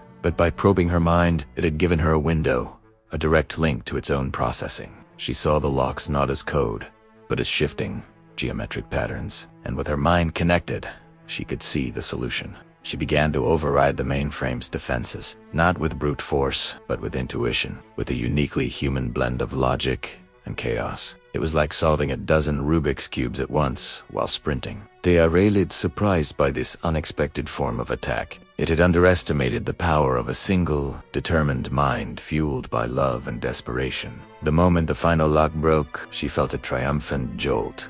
The virus, humanity's digital ghost, was unleashed.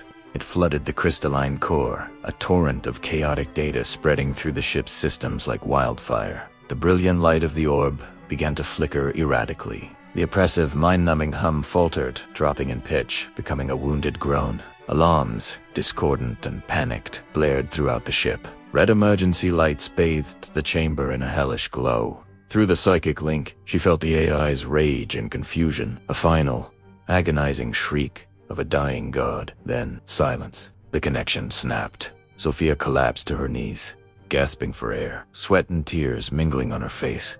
The nanite hum under her skin faded to a barely perceptible whisper. She had done it. She had cut out the heart of the beast. Now, they just had to get out of the dying ship alive. Footsteps pounded down the corridor, getting closer. It was Liam and Tariq coming for her. The fight wasn't over, but for the first time in a long time, there was hope. Thank you so much for joining me on this chapter of the journey. The story is just getting started, and the escape from the dying dreadnought will be a tale in itself. If you enjoyed this, please hit that like button, and consider subscribing to the channel so you don't miss what happens next. Ring that notification bell to stay updated, and as always, thank you for watching. Scene opens, a tense, pulsating light fills the control room. Global maps on screens flicker, showing red dots, turning green. That was it, the moment everything changed. The virus, Tariq's final desperate gambit, was live. It shot out from our little renegade terminal, a ghost in the machine. A whisper of rebellion carried on the very network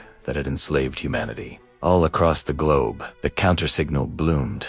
On screens, we saw it happen in real time. A person in a crowded city square, their eyes glazed over, suddenly blinks. The haze lifts, confusion dawns, then a flash of raw, unadulterated fury.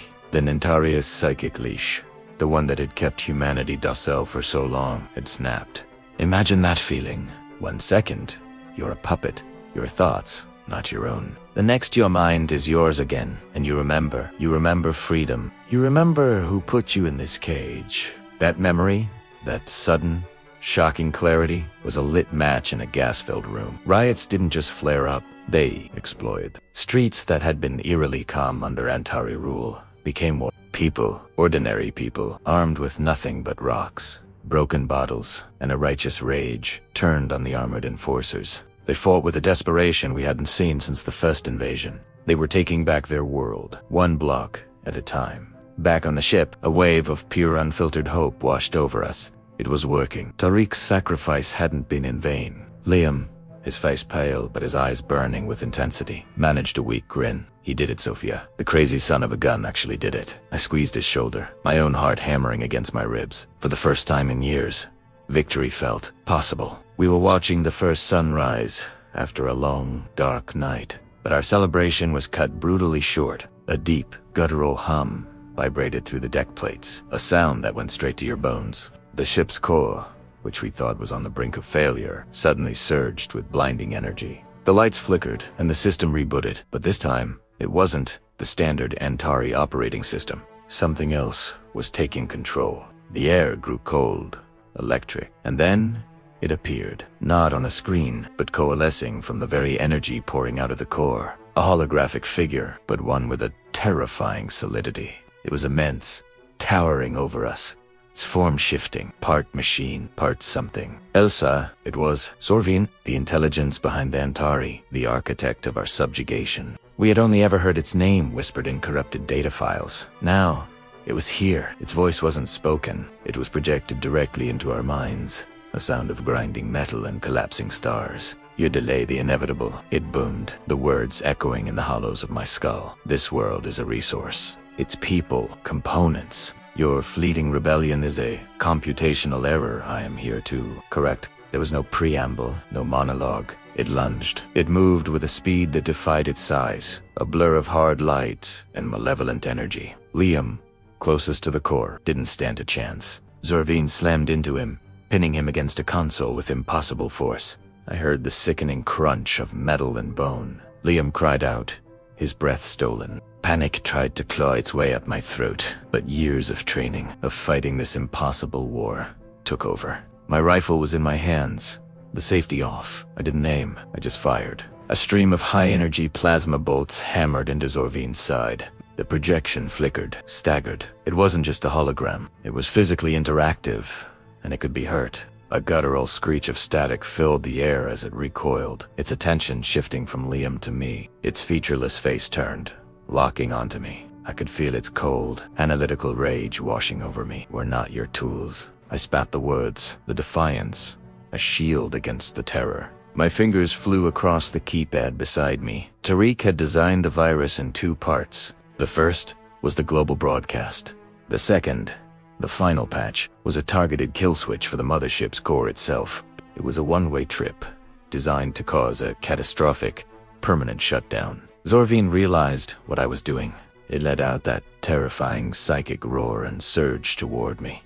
Time slowed down. I could see the shimmering energy of its hand reaching for me. Could see the sparks flying from the console as Liam struggled feebly against its grip. My finger slammed down on the enter key. Execute. The upload was instantaneous. The final patch, the last piece of Tariq's genius, shot into the core system.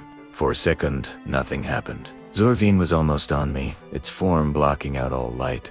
Then, a single, sharp spark erupted from the core. A cascade of sparks followed, like a chain reaction of fireworks. The blinding light of the core faltered, sputtered, and then, with a final, deafening bang, it died. The room plunged into darkness, the only light coming from the emergency backup strips on the floor. Zorvine's towering figure flickered violently, its form dissolving like smoke in the wind. Its final, enraged thought echoed in my mind, a promise of return, and then silence. The ship's hum was gone. The oppressive psychic weight we'd lived under for so long was gone. There was only the sound of my own ragged breathing and Liam's pained gasps. I scrambled over to him. He was hurt, badly, but he was alive.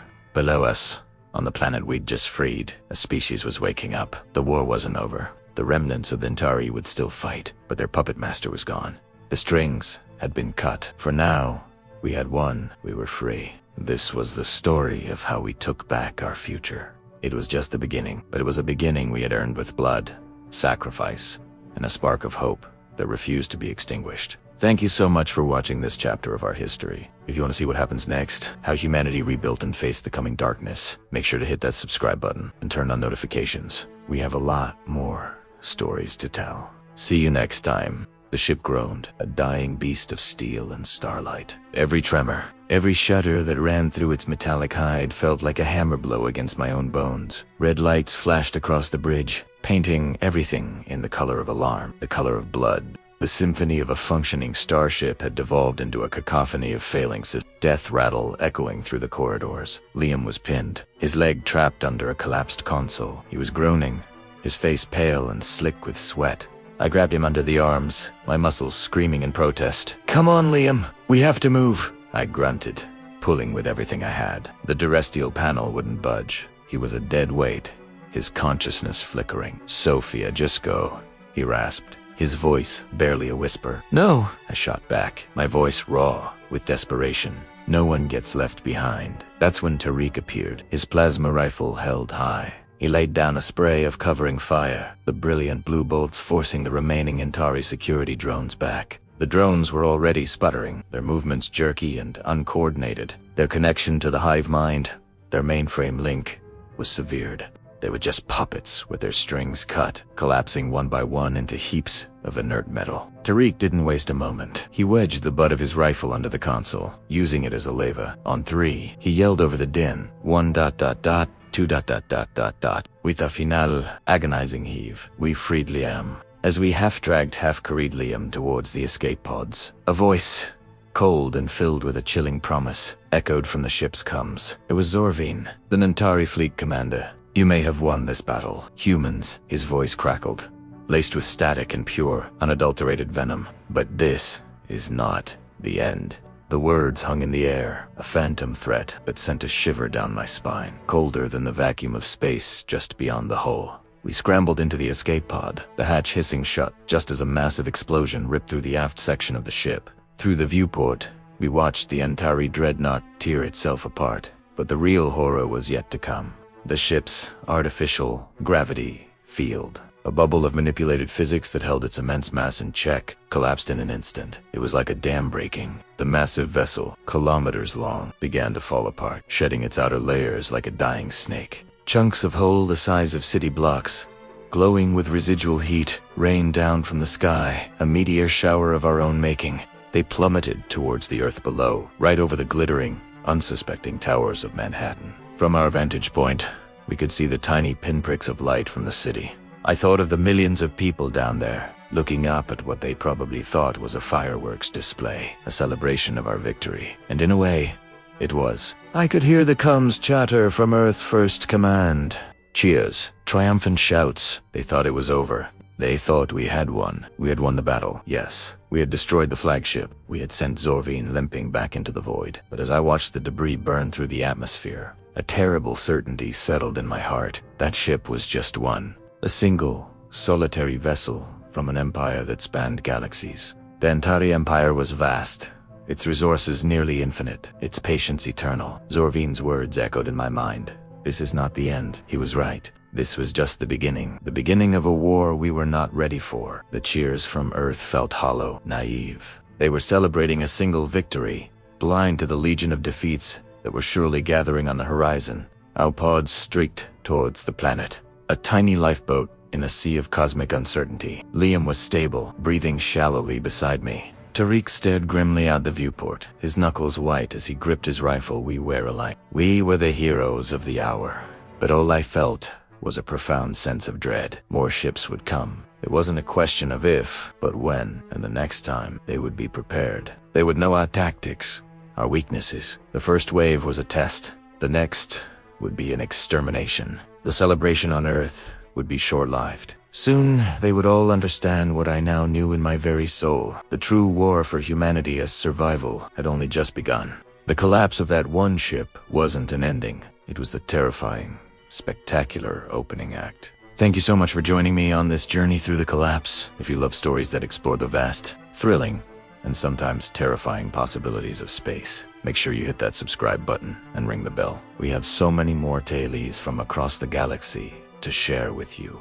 Drop a comment below and let me know what you think will happen next. Will humanity be ready for the Antarius return? I can't wait to read your theories. Until next time, stay curious and keep exploring. The skeletal remains of Times Square's skyscrapers clawed at a sky choked with dust and smoke, a grim monument to a war we had somehow survived. But here, in the heart of what was once the city that never sleeps, a new pulse was beginning to beat. Thousands of us, a tapestry of human resilience, had gathered. We were the ghosts of a forgotten world, now the architects of a new one. I climbed onto a makeshift stage, a slab of collapsed concrete, and looked out at the faces staring back at me. Hope, fear, exhaustion, and a fierce, burning defiance. I took the microphone, its static, a familiar hiss against the eerie silence. We are here, my voice boomed, echoing off the shattered glass and twisted steel. Against all odds, we are standing. The Antari thought they could break us, thought they could extinguish the fire of humanity. They tore down our cities, poisoned our skies, and took so many from us. I paused, my own heart aching for the faces I could no longer see in the crowd, but they were wrong.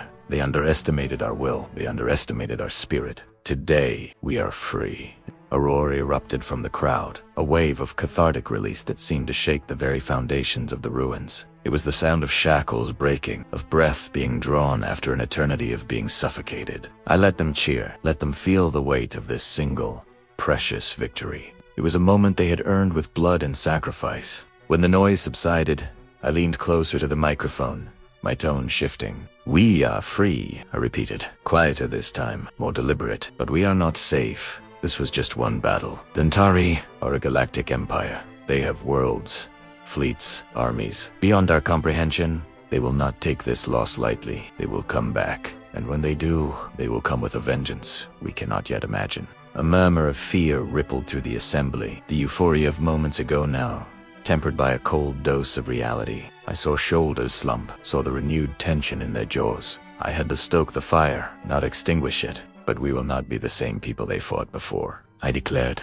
my voice rising with conviction. "We are no longer scattered. We are no longer afraid. We are united, and we are learning." I held up a salvaged Enter RI datapad, its alien glyphs glowing softly in the twilight. Their invasion was a curse, but it has also given us a gift. Their technology, their knowledge. We will dissect it, we will reverse engineer it, and we will turn their own weapons against them. Just then, a voice crackled to life over our comms network, patched through the speakers for all to hear.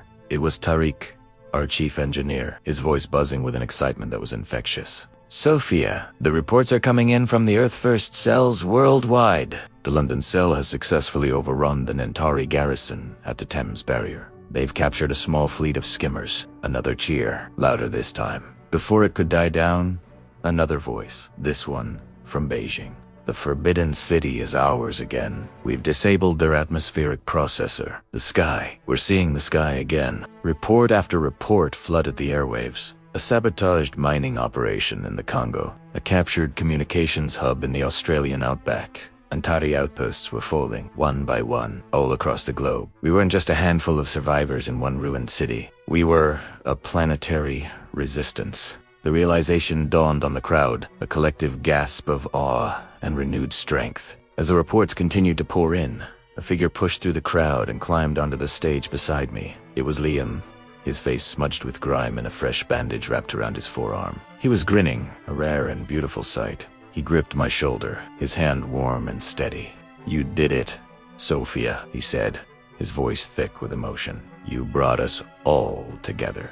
You gave them hope." I shook my head, my eyes scanning the sea of determined faces. "No, Liam," I replied, my voice just for him. "We did it, all of us. Hope was never gone. It was just buried. We just had to dig it out." He nodded, his gaze following mine. The weight of leadership settled on me again, but it felt different now. It wasn't a burden, it was a shared responsibility. The fight was far from over. Hardship, loss, and impossible odds were our future. But looking at the crowd, at the reports of victory lighting up the comms, I knew we were no longer just surviving. We were fighting back.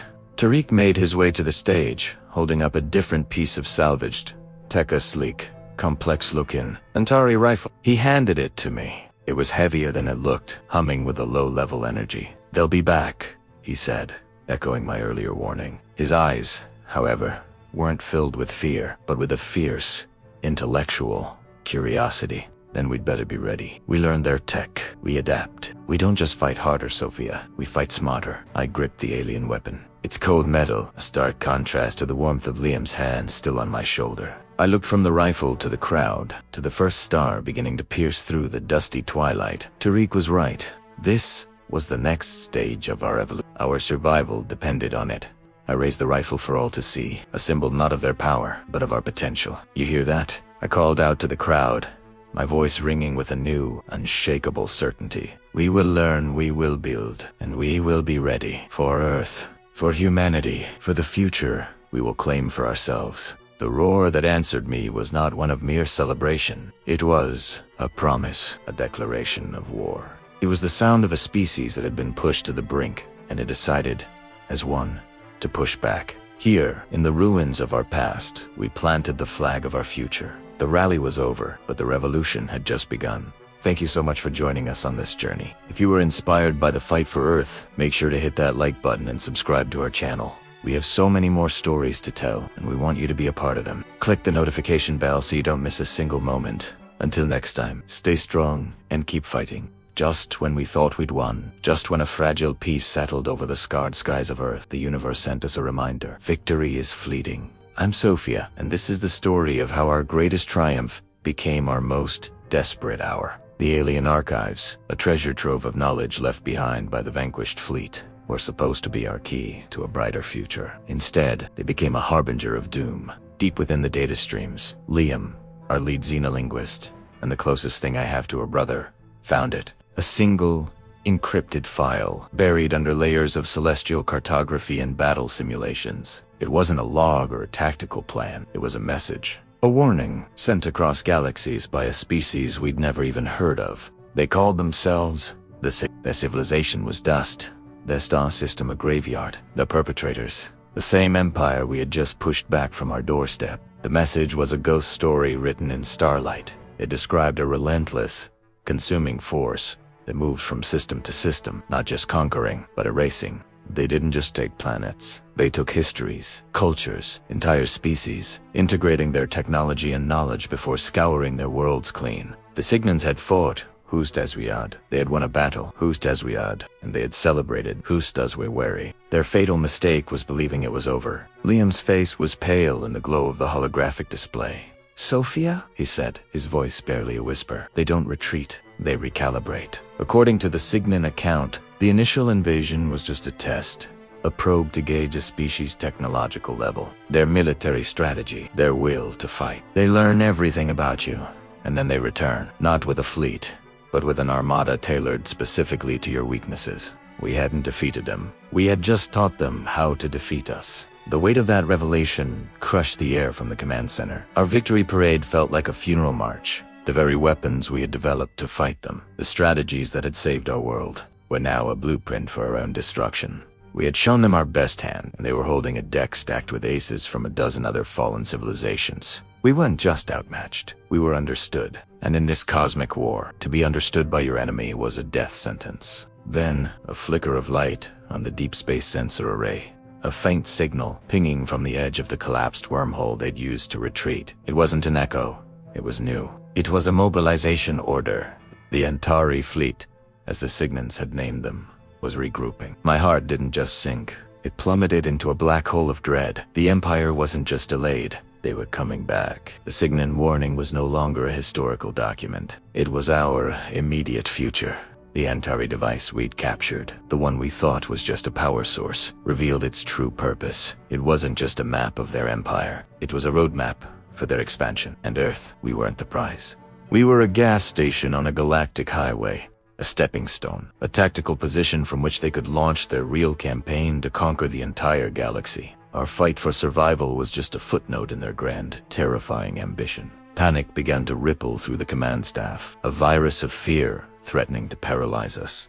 But fear is a luxury we couldn't afford. I looked at the faces around my soldiers, scientists, engineers, of them heroes who had just given everything. I couldn't let their sacrifice be in vain. "We need allies," I said, the words cutting through the rising tension. "We can't be the only ones they've targeted who are still standing." The Signant sent their warning too late for themselves, but not for others. Liam, snapping out of his stupor, nodded, a spark of his old determination returning. The Signian message mentioned others, the Cathar of the Orion Spur, the Lamenians of the Genesis cluster. They were attacked, but the records are incomplete. They might have survived. He pointed to the captured Antari device. They used wormholes to travel. If we can reverse engineer their drive technology, we don't have to wait for the Nantari to come to us, or for our allies to find us. We can reach out first. It was a desperate gamble, a shot in the infinite dark. To crack the secrets of our enemy's most advanced technology, something that had taken them eons to perfect, and to do it before they returned, to wipe us from existence.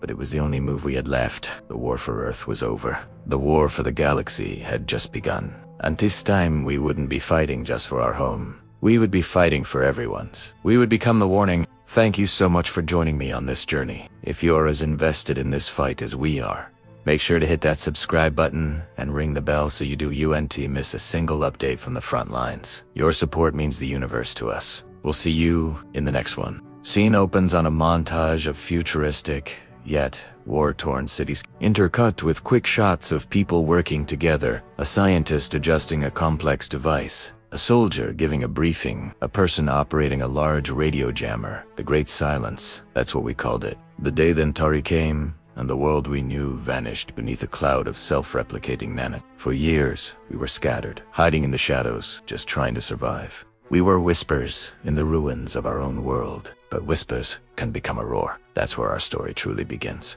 From the ashes of despair, a new hope was forged. It started as a desperate idea, a single transmission bouncing between continents. But that idea caught fire. From the bombed-out subways of Neo-London to the repurposed server farms in the Australian outback, survivors began to connect. We weren't just isolated pockets of humanity anymore. We were a network, a global resistance. Cut to a shot of Sophia, a determined scientist in her late 30s, gesturing over a holographic schematic of Antari technology. She's surrounded by a diverse group of eager young scientists. At the heart of our scientific rebirth was Dr. Sophia Aris. She didn't just see the Antari as conquerors. She saw their technology as a puzzle box, waiting to be opened.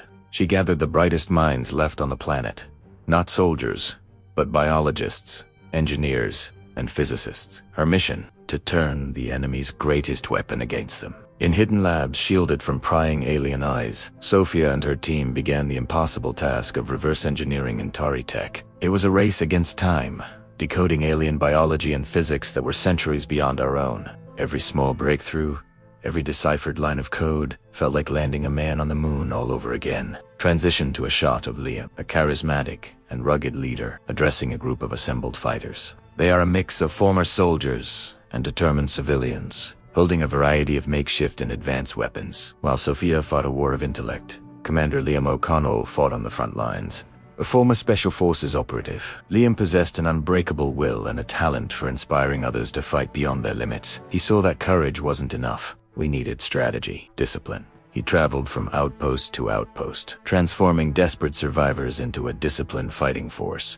He taught us how to move like ghosts, how to anticipate the enemy, how to turn our knowledge of our own ruined world into a home field advantage. Under his command, we weren't just surviving. We were fighting back. Liam's fighters became the shield that protected Sophia's work, the sword that carved out safe zones for humanity to breathe. Scene shows a massive antenna dish being erected on a skyscraper, with engineers working on it. A green energy field flickers to life over a city skyline. And what were they protecting? Our new sanctuaries. This was made possible by Tariq Al-Jamil, a reclusive radio astronomer who had a revelation. He realized that Antari nanites communicated on specific, repeating frequencies. If we could disrupt those frequencies, we could create safe zones. His initial jammer was a work of genius, a fragile prototype. But with the resources of the newly formed Earth First, Tariq's design was mass-produced. These giant jammers became our beacons of hope. All over the globe, we raised them like flags of defiance. Beneath their protective umbrella, cities began to rebuild. Children played in streets that were once death traps. For the first time in a generation, we could look up at the sky without fear. The mood shifts. Show a clip of sleek, menacing Antari drones, unlike any seen before. Swarming an outpost, explosions, chaos, and humans scrambling for cover. But our enemy is not static. It learns, it adapts. Just as we started to feel a glimmer of security, they changed the game. The Antari unleashed a new terror, autonomous hunter-killer drones. These weren't the mindless nanite swarms we were used to. They were intelligent, fast, and lethal. They moved with a terrifying, coordinated grace, learning from every encounter. Our old tactics, the ambushes and guerrilla strikes that had worked so well, suddenly became suicide missions. The drones anticipated our movements, flanked our positions, and targeted our command structures with surgical precision. Outposts that had stood for months fell in a matter of hours. The shield we had built was starting to crack. The war had evolved, and we were suddenly on the back foot. Quick cuts between scenes, Sophia's team looking exhausted, staring at complex data on screens. Liam looking grimly at a map with fallen outposts marked in red. The drones relentlessly advancing. The pressure mounted. In her underground lab, Sophia and her team worked around the clock, fueled by caffeine and sheer desperation. The drone attacks were becoming more frequent, more sophisticated. They knew the Antari were studying them, analyzing their defenses. Every failed simulation, every dead-end theory was another nail in humanity's coffin. The data streamed in from the front lines reports of new drone variants, new attack patterns. It was a fire hose of information, and they were drowning. They were no longer just trying to understand planetary tech. They were in a life-or-death arms race with an enemy that didn't need to sleep. A shot of a calendar on a wall, dates being frantically crossed off. The final shot is a close-up of Sophia's tired but determined eyes, reflecting a complex alien schematic. Time was slipping through our fingers like sand. Each sunrise revealed new losses. Each sunset brought the fear of what the darkness might hold.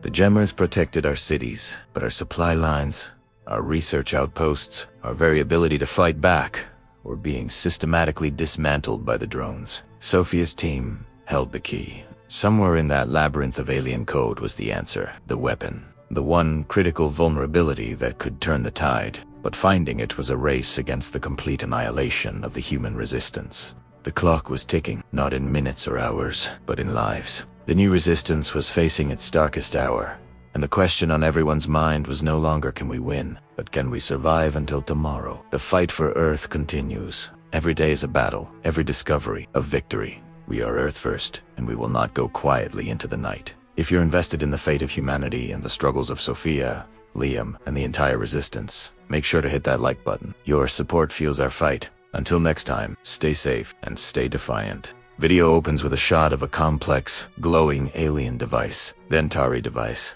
humming with energy. Sophia is seen manipulating its controls, her face a mask of intense concentration. Today, we're diving deep into a galaxy torn apart by war, a story of defiance, and a single, desperate message sent across the void. This is the story of the message. Imagine a universe under the thumb of the Nantari Empire. Planet after planet has fallen, their cultures erased, their people enslaved. But on a small, hidden outpost, a spark of rebellion still flickers. This is where we meet Sophia, a brilliant engineer who has spent years reverse engineering a captured piece of Antari technology, a long-range communication device capable of punching a signal through a wormhole. She believes it's their last, best hope. Working alongside her is Liam, a hardened scout who has seen the Nantari's brutality firsthand. He's lost everything to them and now fights with a quiet, burning intensity. He's the pragmatist to Sophia's idealist, grounded in the harsh reality of their struggle. While Sophia sees the device as a beacon, Liam sees it as a gamble, one that could expose their hidden location and bring annihilation down upon them. The air in the command center is thick with tension. The Antari device sputters and whines, a temperamental beast of alien metal and light. Sophia makes the final adjustments, her fingers flying across the console. Every calibration has to be perfect. One miscalculation, and the message could be lost forever, or worse. Liam stands guard at the doorway, his hand never far from his blaster, his eyes scanning the star charts on the main view screen. The star systems marked in red, under Antari control, far outnumber the few flickering green lights of free space. It's now or never, Sophia whispers, her voice barely audible over the hum of the device. She takes a deep breath, her gaze meeting Liam's across the room. He gives a slow, solemn nod. It's a silent agreement. This is their shot. Sophia initiates the sequence. The device roars to life, a column of pure energy surging from its core and stabilizing into a shimmering portal, the mouth of the wormhole. The destination, a sector of space rumored to hold pockets of resistance, worlds that went dark but were never officially conquered. It's a long shot, based on whispers and fragmented intelligence. Now comes the most critical part, the message itself. What do you say to a galaxy that thinks you're already dead? How do you encapsulate all your hope, your defiance, and your plea for help in just a few words? They debated it for weeks. Victory is near. Tu Araga, help us. Too desperate. Finally, they settled on something simple, something powerful. Sophie leans into the transmitter, her voice clear and steady, filled with a conviction she fought hard to find. Earth resists. She pauses, letting the two words hang in the air, a testament to their survival against all odds. Then, she adds the plea, the call to arms that carries the weight of their future. Join us! The signal pulses, a concentrated beam of light and data that plunges into the swirling vortex of the wormhole. Then, as quickly as it appeared, the wormhole collapses. The device powers down, plunging the room into near silence, broken only by the soft beeping of monitors. The message is gone, hurtling through space-time toward an unknown recipient. Silence stretches. Days turn into weeks. The initial adrenaline fades, replaced by annoying uncertainty. The small community of rebels goes about their duties with a heavy heart. Every flicker on the com screen, every unusual energy reading, sends a jolt of hope and fear through the outpost. Was it a reply, or was it the Antari having traced their signal? Liam spends his nights in the observatory, staring at the stardusted canvas of space. The vast, silent emptiness seems to mock their small act of defiance. He finds Sophia there one evening, her silhouette framed against the viewport. "Think they'll come?" he asks, his voice low. He doesn't need to elaborate. They both know what he means. Think anyone even heard us? Sophia continues to watch the stars, a faint, weary smile on her lips. She looks tired, but her eyes still hold that spark. "They have to," she replies softly. "Hope is a signal to Liam. It travels farther than we think. We can't be the only ones who remember what it feels like to be free. We're not alone." Her words are meant to be reassuring, but even she feels the doubt creeping in. What if they were wrong? What if the rest of the galaxy has already surrendered, and they are truly the last embers of a fire long extinguished? The weight of their isolation feels immense, a pressure great enough to crush a star. One cycle later, as Sophie is running routine diagnostics on the long-range sensors, an alert blares through the command center. An incoming signal. Not entirely. The energy signature is all wrong. It's weak, distorted by its long journey, but it's there. Leon bursts into the room, his weapon drawn. What is it? A reply. Sophia breathes, her fingers trembling as she works to decode the transmission. The outpost's computer struggles, trying to find a match in its linguistic data. The characters flashing on the screen are unlike any known language. They are elegant, flowing, and completely alien. It's not the blocky, aggressive script of the Nantari. It's not from any of the known allied or neutral races. It's something ... new. As the decryption software works, a simple, repeating pattern emerges from the complex data stream. A universal symbol, asta, char, but it doesn't show their location. It shows the location of the sender. And next to it, a single, translated symbol appears on Sophia's screen. A symbol that transcends language, a concept understood by any species that has ever looked to the stars and dreamed. T, symbol for Allah. A slow, wide grin spreads across Sophia's face, tears welling in her eyes. She looks at Liam, whose own guarded expression has dissolved into one of pure, unadulterated shock and dawning elation. The signal wasn't just heard, it was answered. They weren't just shouting into the void. Someone was listening, someone knew, and they were on their way. A new front in the war against the Antari was about to open.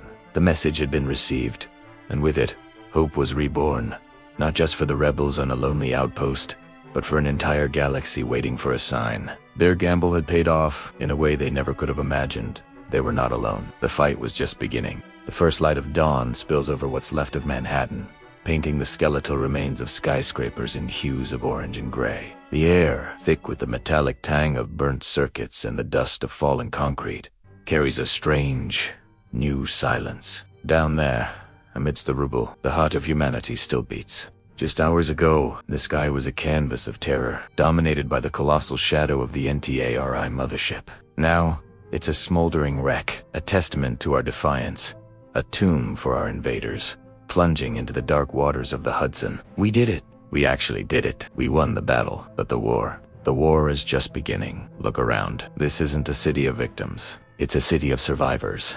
From the shattered storefronts of Times Square to the makeshift camps in Central Park, a new kind of life is taking root. We are battered. Yes, we are bruised. We have lost so much, but we are not broken. In the face of annihilation, we found something we thought we'd lost: unity. Across the 5 boroughs, and in whispers that travel across continents, the resistance is growing. It's not an army with flags and uniforms. It's a network of ordinary people, turned extraordinary by necessity. Its mechanics hot-wiring alien plasma conduits into our old-world vehicles. Its doctors using Nantari medical tech to save lives that would have been lost yesterday. Its hackers turning their own weapons against them, turning their surveillance network into our communication lines. Every piece of stolen tech, every salvaged power core is a victory. We've learned their language, their tactics, their weaknesses. They came here believing we were primitive, an easy conquest. They underestimated our will to survive. They underestimated our rage. We are taking their advanced technology and making it our own, forging a new arsenal from the ashes of our old world. But even as we celebrate this small, desperate victory. A new uncertainty hangs in the air, more chilling than the morning breeze. The wormhole, the gateway they used to get here. It hasn't closed. It remains a shimmering, unstable tear in the fabric of space-time, hanging over the city like a malevolent eye. For days, it was a one-way street for our doom. But now it's different. Our long-range sensors, patched together with hope and scavenged parts, have picked up something new. A new signal pulsing from the depths of that celestial scar. It's not Antari. The signature is different, unfamiliar. We've spent so long fighting one monster, we never stopped to ask what other monsters might be lurking in the darkness. Is it a rescue party? Another wave of conquerors, drawn by the scent of blood, or something else entirely? The not knowing is a special kind of torture. Hope is a dangerous thing in this new world, but it's all we have. Down in the command bunker, deep beneath the ruins of Grand Central, you can feel the tension. Maps are spread out, covered in notations and battle plans that are already obsolete. I watch Sophia. She's been the tip of our spear, the voice of our defiance. She hasn't slept in what feels like a week. Her face is etched with grime and exhaustion, but her eyes burn with a fire that could melt steel. She stands before the main monitor, watching the data stream in friend or foe. The question hangs unspoken in the room. No one dares to ask it aloud. She picks up her pulse rifle, a hybrid of human design and Antari power. The weight of it feels familiar, comforting in her hands. It's an extension of her will. She turns, not just to the small group of leaders in the bunker, but to all of us, to everyone listening in on our patched-together network. Her voice is quiet, but it carries the weight of every life lost and every battle won. It doesn't matter who they are, she says, her grip tightening on the rifle. It doesn't matter what's coming through that gate. We fought for our right to see this sunrise. We earned it with our blood and our courage. This is our home. This is our world. She looks at each of us, her gaze locking with ours, forging a bond of shared purpose. We will not surrender it. Not now, not ever. Let them come. We'll be waiting. We will fight for every street, every building, every last inch of this planet. We will show them what humanity is made of. A new dawn has broken, not just over Manhattan, but for all of us. It's a dawn of uncertainty, of fear, but also of fierce, unyielding hope. The fight for Earth has just begun. The air still tasted of ash and ozone. A perpetual twilight clung to the skeletal remains of Manhattan, a ghost city haunted by the echoes of what it once was. The wormhole, a violent tear in the fabric of space, pulsed with a sickly violet light, a constant, taunting reminder of the Antari invasion. We had survived, but we weren't living. We were just holding on. I gripped an Antari device. It's cool. Alien metal, a stark contrast to the sweat on my palms. We'd repurposed it, during it, to intercept their communications. For weeks, all we'd heard was the guttural, static-filled cadence of our conquerors. But today was different. A new signal, a fragile thread of data, had slipped through the cosmic noise. My fingers flew across the holographic interface, my heart hammering against my ribs. The device hummed, straining to decode a language it wasn't built for. And then it came through. A voice, not the harsh, grating commands of the Antari, but something else entirely. It was melodic, a series of clicks and whistles that sounded like a song of sorrow. The translator program, a patchwork of Costa Rican I had written, flickered to life. 3 words, repeated in a desperate loop. ... Seek ... Refuge ... Resist ... Quotes, it wasn't a command, it was a plea. A plea that resonated with the very core of our own struggle. Liam, his arm in a crude sling and a fresh bandage stark against his grime-streaked face, shifted beside me. He never stopped watching the wormhole, as if he could will it closed with the sheer force of his glare. It could be a trap. Sophia, he muttered, his voice raspy. Another empire playing games, using us as pawns. The Antari aren't the only monsters out there. He was right to be cautious. Trust was a currency we'd run out of long ago. Every shadow could hide an Antari patrol. Every unusual signal a precursor to another orbital bombardment. Hope was dangerous. It made you careless, but this felt different. I tweaked the device's receiver, boosting the signal's strength. The holographic interface shimmered, the alien script solidifying. It wasn't just a voice anymore. An image began to resolve in the air between us. It wasn't Antari. The Antari were brutalist creatures of chitin and rage. This was elegant. A humanoid figure, tall and slender, covered in shimmering, iridescent scales that shifted from deep blue to emerald green, webbed fingers, delicate fins, flaring from its forearms. Its face was long, with large expressive eyes that were wide with an emotion I recognized all too well: fear. The voice returned, clearer this time, synchronized with the movement of the creature's mouth. The translator worked frantically, piecing together the fragmented message. "Earth, we stand together." The voice trembled, not with weakness, but with the strain of holding back utter despair. It was a question, an offering, a desperate hand reaching out across an impossible void. "Sophia, what is that?" Liam whispered, his skepticism momentarily forgotten, replaced by Before I could answer, Tariq's voice crackled over the comms unit from our makeshift command center, 2 blocks away in the sub-basement of a collapsed library. "Sophia, I've got a lock on the signal's origin. It's not from the Antari fleet. It's not even from this system." His voice was electric with excitement. "The transmission is coming from beyond the wormhole. It's bouncing off a rogue planet, a wanderer caught in the wormhole's gravitational tide. These people, they're not Antari." My pulse kicked into overdrive. A rogue planet, an unknown species, and a message of resistance. They weren't just victims. They were fighters, like us. The word echoed in my mind. Allies. It was a word I hadn't dared to think in years. The possibility was a sudden, dizzying rush of adrenaline. A chance, not just to survive, but to fight back.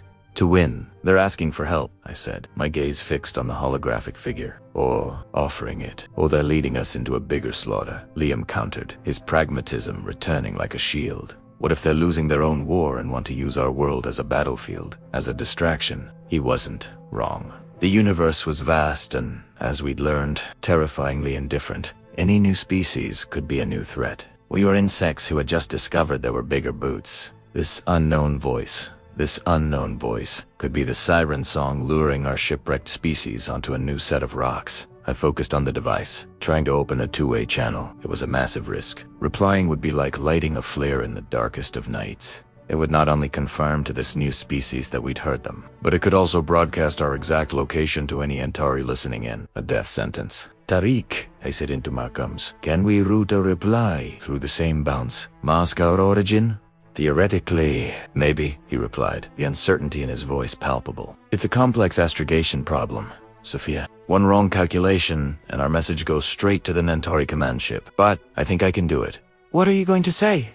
I looked from the fearful eyes of the alien hologram to the determined, worried face of Liam, and then up at the violet scar in the sky. For the first time in a long time, the ruins around me didn't feel like a tomb. They felt like a fortress. A home worth defending. We were cornered, battered, and on the brink of extinction. But we were not broken. This message, this song, from a distant world, wasn't just a plea, it was a mirror. It showed us we weren't alone in our defiance. My fingers hovered over the transmission controls. Liam placed a hand on my shoulder. "Whatever you decide, we're with you." I took a deep breath, the grit and dust of our broken world filling my lungs. It was the air of home. I looked at the scaled, finned being, a stranger from an unknown star, and I saw a kindred spirit, a fellow survivor. I opened the channel. The device chirped, confirming the connection. The risk was immense, the outcome unknowable. But in a war for survival, the greatest risk is to do nothing at all. "My name is Sophia," I transmitted, my voice steady, broadcast across the void to a world I'd never seen. "We are the people of Earth. We hear you, and we are still here. We are still fighting. Tell us, how do we resist together?"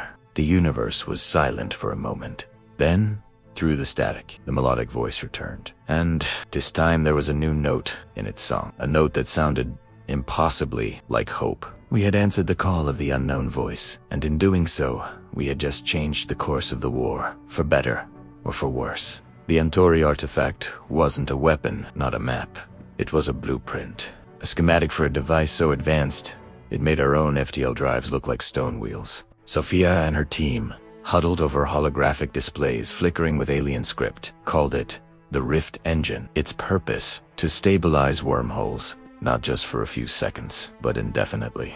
This wasn't just a way to travel faster. It was a permanent bridge across galaxies. A highway to stars we'd only dreamed of. Our first thought wasn't conquest, but connection. Remember the Clithera? The species that fled the Nantari onslaught centuries ago. The ones who left behind these breadcrumbs for us to find.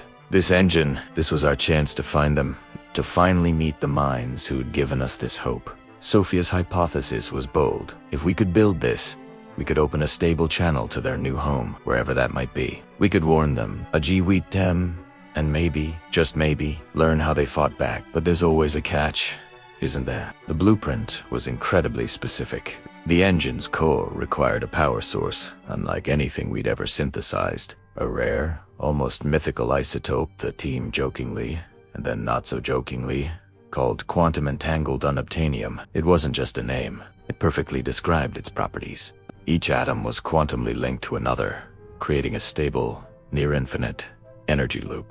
And the geological surveys were brutally clear. This isotope wasn't floating around in some asteroid belt. It was buried deep within Earth's own crust. And of all the places on our scarred planet, the largest deposit was in the worst possible location, Antarctica. The continent wasn't the frozen wasteland we remembered. After the Nantari arrived, it became one of their primary automated staging grounds. A sprawling, frozen nest of autonomous drones, factories, and sentinels, all humming with alien purpose. It was a no-go zone, a fortress of ice and steel. I remember the grim silence in the briefing room when Liam pulled up the satellite imagery. The screen glowed with heat signatures, thousands of them, skittering across the ice, shelf-like metallic insects. "There's the mother lode," he said, pointing to a deep geological fissure, right in the heart of their main hive. "We need that isotope, or we're stuck here, waiting for their main fleet to arrive." This isn't just about contacting the Clythera anymore. This engine is our only play. He was right. Our current defenses could delay, but not defeat, a full-scale invasion force. The Rift engine was our Hail Mary, and so the mission was greenlit. Operation Frostbite. Sophian, never one to lead from the rear, handpicked the strike team herself. Me, Tariq, with his invaluable tech skills, and a handful of our best combat specialists. Our ticket in was the new cloaked Exus technology, a reverse-engineered marvel that could bend light around us, making us nearly invisible. For a short time at least, descending into the Antarctic chill was like entering another world. The air was so cold it felt like breathing microscopic needles. Above, the Aurora Australis danced in eerie green and purple hues, a beautiful, silent witness to our infiltration. Below, the Nantari base sprawled out, a dark stain on the pristine white landscape.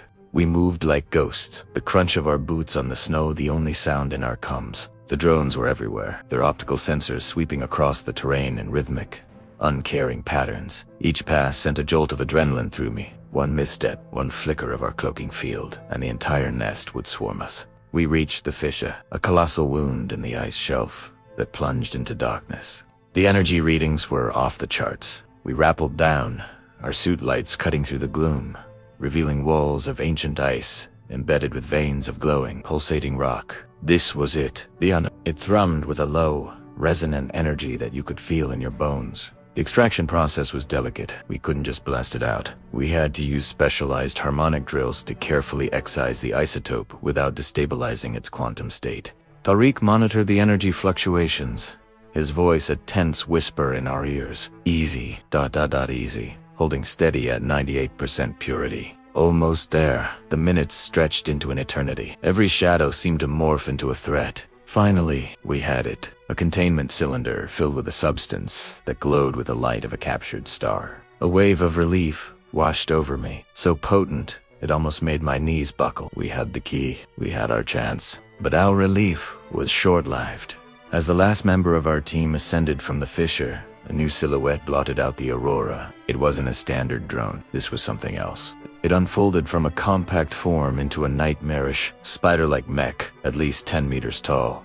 Its legs were like sharpened spears, and its central eye glowed with malevolent red light. This was a sentinel, the guardians of Avaliantari assets. We hadn't just stumbled into a drone nest. We had broken into their vault. Before we could even react, it moved. It didn't scuttle. It flowed across the ice with an unnatural grace, closing the distance in a blink. Then, shimmering blades of pure energy materialized from its forward limbs, quantum blades, capable of slicing through our exosuit armor like it was paper.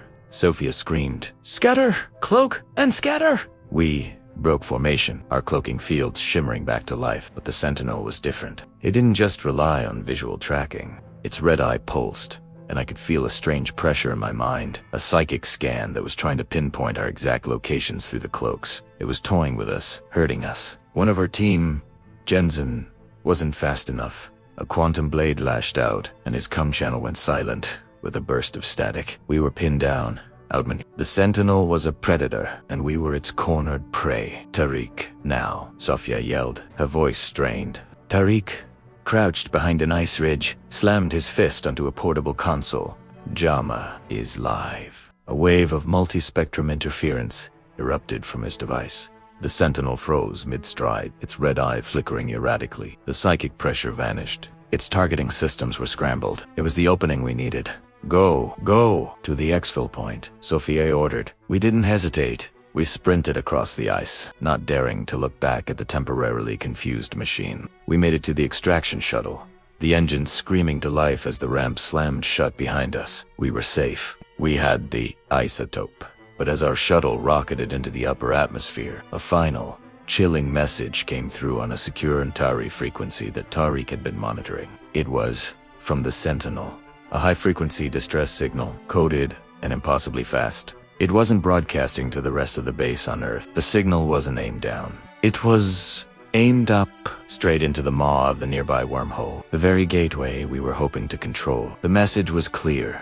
They knew we had taken their prize, and they had just called for help from the other side. We had won the battle, but we had just told their entire fleet exactly where we were and what we were trying to build. Back in Manhattan, the city that never sleeps held its breath. The air crackled around the Rift engine as Sophia initiated the sequence. A low hum escalated into a ground-shaking roar, and reality itself seemed to tear open. A shimmering, stable wormhole materialized in the lab, a gateway to the unknown. From its depths, a response came. Not a ship, not a weapon, but a projection.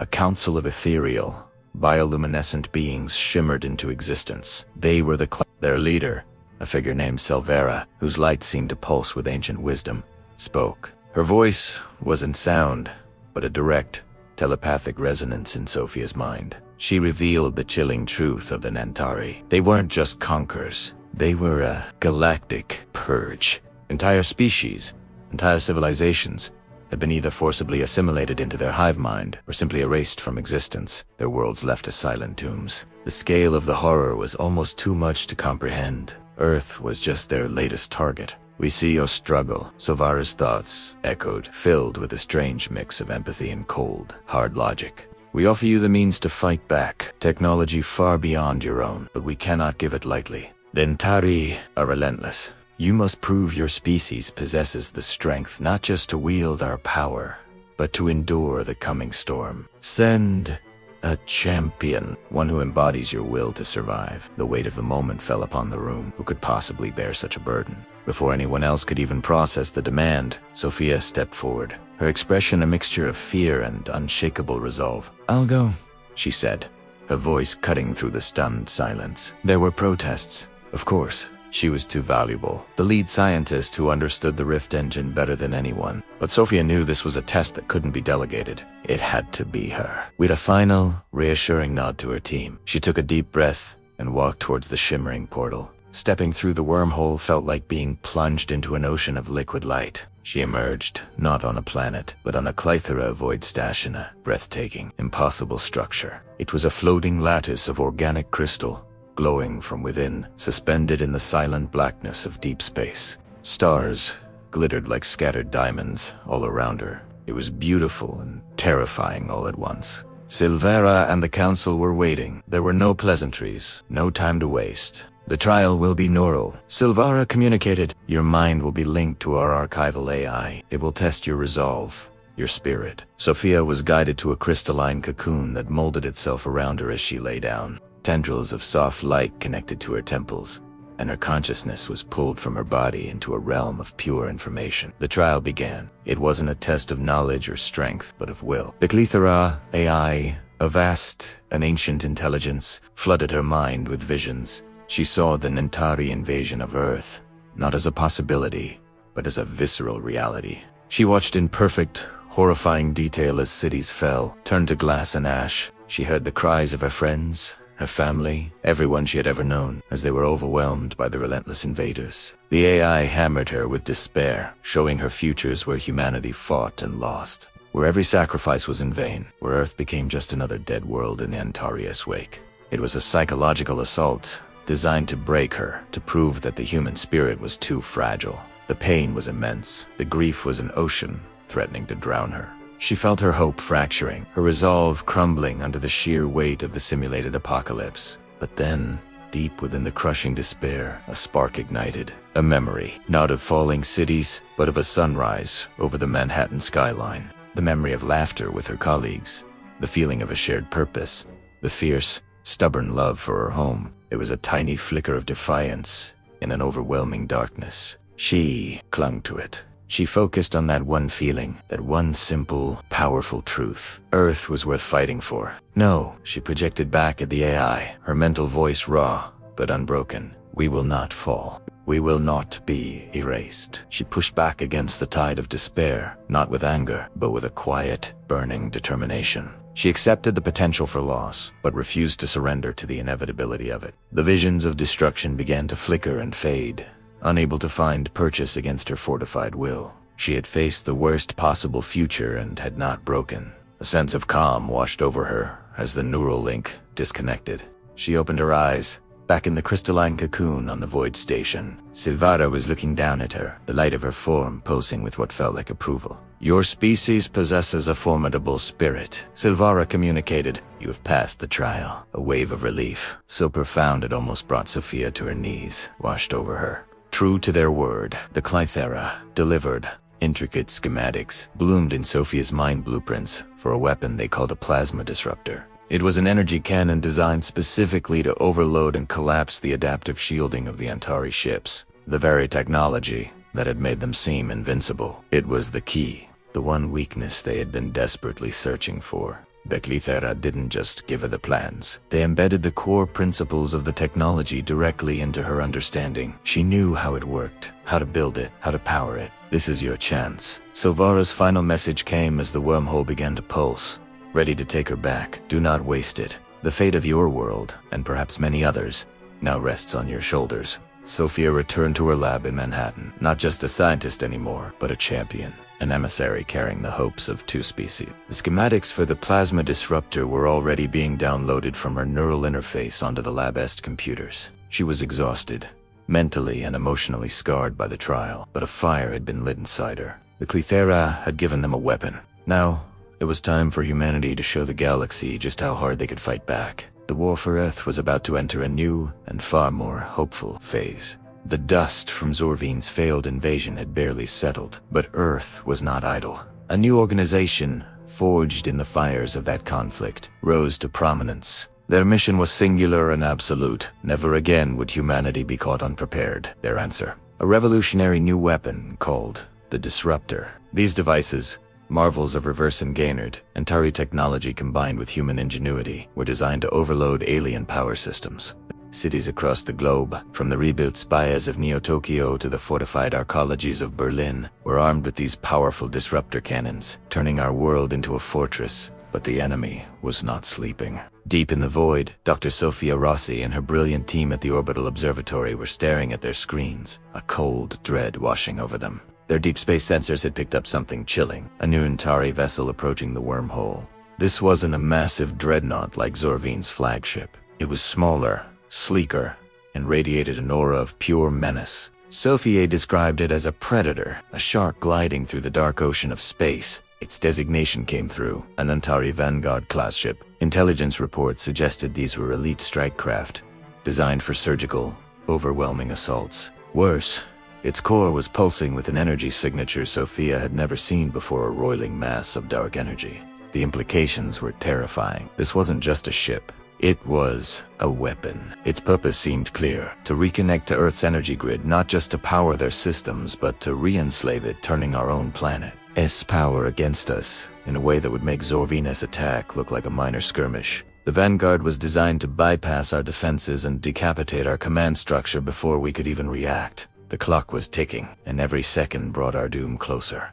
The call went out. The United Earth government, now working hand in glove with Earth First, scrambled its primary response fleet. At the helm was Commander Liam O'Connell, a veteran pilot whose calm demeanor hid nerves of steel forged in the last war. His fleet wasn't composed of massive starships, but of retrofitted UEG, atmospheric jetsleep, agile fighters that had been heavily modified for space combat.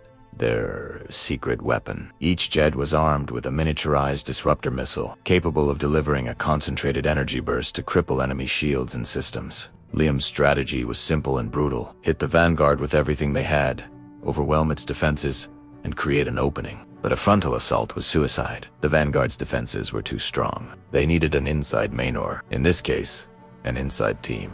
Sophia Rosian, the tech genius, Tariq Al-Jamil, volunteered for the most dangerous mission imaginable. Their plan was audacious, bordering on insane. They would use a captured and heavily modified Antari shuttle, its transponder codes hacked by Tariq to mimic a friendly vessel, to approach the Vanguard undetected. Their goal was to physically board the enemy ship, navigate its hostile corridors, and plant a large-scale disruptor charge directly into its dark energy core. It was a one-way ticket if they failed. Under the cloak of a manufactured sensor ghost, their small shuttle slipped through the Vanguard's outer patrol screen. The tension inside the cockpit was thick enough to cut with a knife. Every flicker on the console, every ping from the proximity sensors, sent a jolt of adrenaline through their veins. Docking with the massive ship felt like a fly landing on a dragon. The moment the airlock hissed open, the alien environment of the ship assaulted their senses. The air hummed with an oppressive energy, and the metallic corridors twisted in unnatural, non-Euclidean angles. Their target was the engineering section, deep within the ship's metallic guts. Following a stolen schematic on Tariq's datapad, they moved like ghosts through the silent halls, but the ship was not empty. Its AI, a cold and calculating intelligence, became aware of their intrusion. Automated defense turrets sprang from the walls, peppering their position with plasma fire. Sophie and Tariq scrambled for cover, returning fire with their own pulse rifles, the corridor lighting up with a deadly exchange of energy bolts. They were on a timer. Every second they spent fighting was a second closer to discovery and annihilation. As they pushed deeper, the AI unleashed its next line of defense. Swarms of microscopic net. These weren't just simple robots. They were a shimmering, metallic cloud that moved with a terrifying, collective intelligence. The nanites were designed to dismantle technology at a molecular level, and they surged towards the disruptor charge on Tariq's back. Sophie activated her personal jamming device, a prototype she'd designed herself. A bubble of distorted energy enveloped them, and the nanite swarm recoiled, confused. But the jammer was overheating, its power cell draining at an alarming rate. "It's not going to hold for long, Sophia," Tariq yelled, his voice tight with panic. They finally reached the core chamber. It was a cavernous space, dominated by a sphere of swirling dark energy, held in place by massive containment rings. The raw power radiating from it was nauseating. Ignoring the vertigo, Tariq ran to the main control console, frantically working to override the failsafe. Sophia provided cover, her rifles spitting hot plasma at the defense drones that poured into the chamber. The nanite swarm was pressing in, Sophia's jammer sputtering and sparking. Tariq, now, se escrimen. With a final keystroke, Tariq locked the disruptor into the core's power conduit. "It's armed. We have 90 seconds. They didn't wait to celebrate. They sprinted back the way they came, the ship's alarms now blaring at a deafening pitch. They scrambled back into their shuttle just as the nanite swarm finally overwhelmed Sophia's jammer, dissolving the corridor behind them into gray dust. Tariq slammed the shuttle into reverse, blasting away from the Vanguard just as a blinding white light erupted from its midsection. The disruptor detonated. A wave of pure energy ripped through the Vanguard from the inside out. The dark energy core imploded, and the ship's powerful shields flickered and died like a candle in the wind. That was Liam's signal. All wings, attack, fire at will. Commande. The UEG jets descended like a pack of wolves on a wounded lion. Disruptor missiles streaked through the void, slamming into the now defenseless hull. Secondary explosions tore the Vanguard apart, piece by massive piece. From the bridge of their shuttle, Sophia and Tariq watched their plan succeed. Earth was safe, for now, but as the last piece of the Vanguard dissolved into a cloud of molten debris, a new, horrifying sight appeared. Back at the wormhole, the shimmering portal didn't stabilize or shrink. Instead, it began to flare, growing larger, more violent. A deep, ominous crimson light bled from its center. Sophia's long-range sensors screamed a warning, displaying dozens, hundreds of new Antari contacts pouring through. This wasn't just one ship, it was an armada. The true invasion had just begun.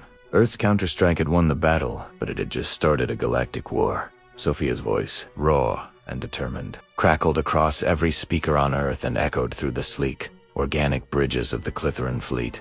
To everyone listening, on Earth and beyond the wormhole, the Nentari are here. They don't want our resources. They want our world, our minds, our very essence. We've been divided, we've been afraid, but today, we fight as one. As if her words were the key, the wormhole shimmered, its brilliant maw spitting forth not just energy, but ships.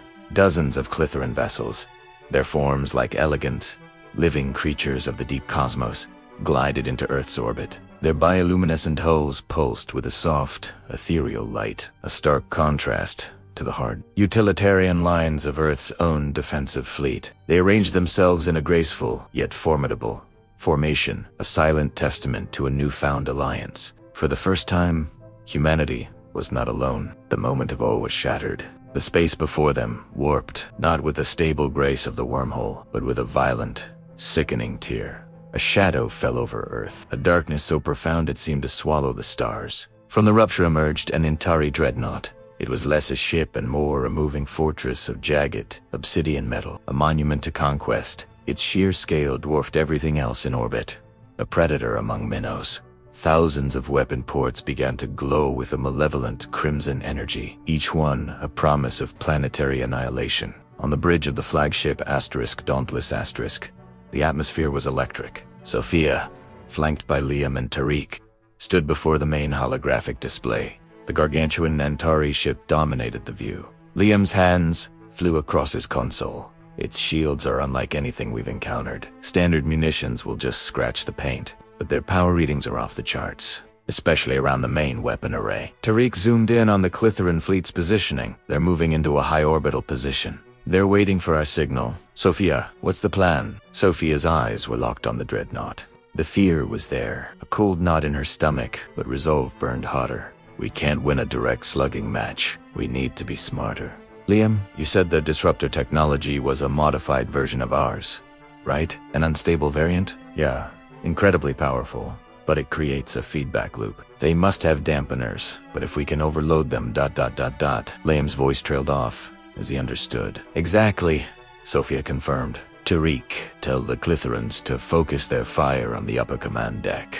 Create a distraction, draw their shield power upwards. Liam, coordinate with Earth first. We'll hit them from below, right at the power core housing. We'll use our own disruptors, tuned to the exact inverse frequency of their feedback loop. We're not trying to destroy it. We're trying to give it a catastrophic case of indigestion. The order was given. The newly christened United Fleet sprang into action. High above, the Clitheran ships unleashed torrents of golden energy, lances of light that hammered against the dreadnought's upper shields, creating a dazzling, deadly aurora. Below, Earth First's fleet, led by the Dauntless Asterisk, surged forward. They flew dangerously close to the planet's atmosphere, using it as cover before rocketing up towards the dreadnought's vulnerable belly. Fire, Sophia commanded. A synchronized volley of brilliant blue disruptor beams lanced out from the human ships. They struck the dreadnought's underside in a concentrated storm. For a moment, nothing happened. The crimson glow of the Nantari weapons only intensified. Then, a flicker. A ripple spread across the dreadnought's hull. On the Dauntless Asterisk's bridge, alarms blared. It's working, Liam yelled. Their internal power grid is fluctuating wildly. They're diverting energy to contain the feedback. The Nantari dreadnought shuddered.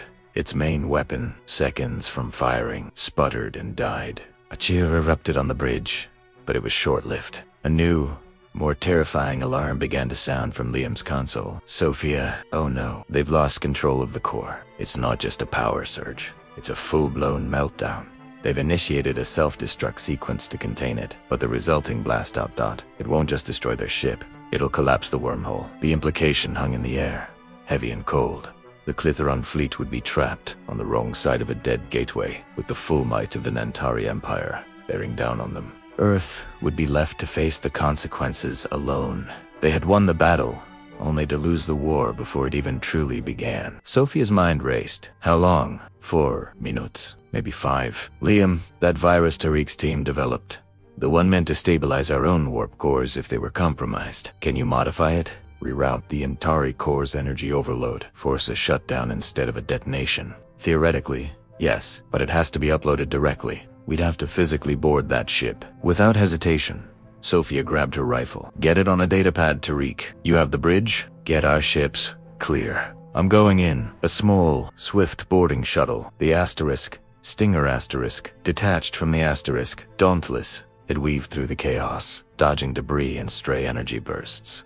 Inside, Sophia was a solitary figure, checking her weapon, the datapad secured to her wrist. Her heart hammered against her ribs. This was a one-way trip, and she knew it. The Asterisk Stinger Asterisk slammed into the Dreadnought's compromised hull, the emergency airlock hissing open. Sophia burst into a corridor flickering with emergency lights and the scream of alarms. Antari's soldiers, hulking figures in dark armor, turned to face her. She didn't hesitate. Her rifle fired, precise and efficient. She moved with a desperate grace, a ghost storming the heart of the beast. Down, deeper into the ship's guts. She raced against the clock ticking down on her wrist display. She finally reached the engineering core, a vast chamber where a sphere of roiling, unstable energy threatened to tear itself apart. A controlled terminal stood nearby, her only chance. As she plugged in the datapad, the bulkhead behind her exploded inwards. A massive Antari warrior, its armor, plated like a tank, charged at her. She ducked, rolled, and came up firing, her shots sparking harmlessly off its chest plate. The virus upload was only at 40%. The warrior swatted her rifle away, sending it clattering across the deck. It raised a massive fist to bring it down. Suddenly, a beam of golden energy sliced through the chamber, vaporizing the warrior's arm. It roared in pain and surprise. Sophia looked up to see a gaping hole in the ceiling. Hovering outside was a Clitheran fighter, its pilot giving her a silent nod before peeling away. They were buying her time. Upload complete, the datapad chirped. Sophia yanked it free and sprinted for the breach in the hull. She leaped out into the void, her suit's thrusters firing just as a Clitheran ship swooped in, its hangar bay open like a welcoming hand. As she was pulled to safety, a voice filled her helmet, not through her comms, but directly in her mind. It was ancient, resonant, and calm. The voice of the Clitheran leader. Courage in the face of annihilation. Self-sacrifice for the sake of an ally. Earth proves worthy. The galaxy watches. From the Clitheran hangar, Sophia watched the Antari dreadnought. The violent crimson energy receded. The roaring alarms fell silent. The great ship went dark and dead. Its core stabilized, its threat neutralized. The wormhole, once flickering, now shone with a steady, reassuring light. A fragile peace settled over the battlefield. Humanity had survived. They had not just defended their home, they had earned a place on the galactic stage. But as Sophia looked through the viewport, past the Allied ships and the stabilized wormhole, out into the infinite star-dusted blackness, she knew this was no ending. The Nintari Empire was vast, and its masters would not forget this humiliation. She felt the familiar weight of a rifle being placed in her hands by a Clitheran guard. She gripped it tightly, her knuckles white, staring out at the cosmos, a universe of new allies and ancient enemies. A single thought solidified in her mind. This is just the beginning. Thank you so much for watching our story unfold. If you enjoyed this journey among the stars, please hit that like button, subscribe for more adventures, and let us know in the comments what you think the future holds for Sophia and the United Fleet. We'll see you next time.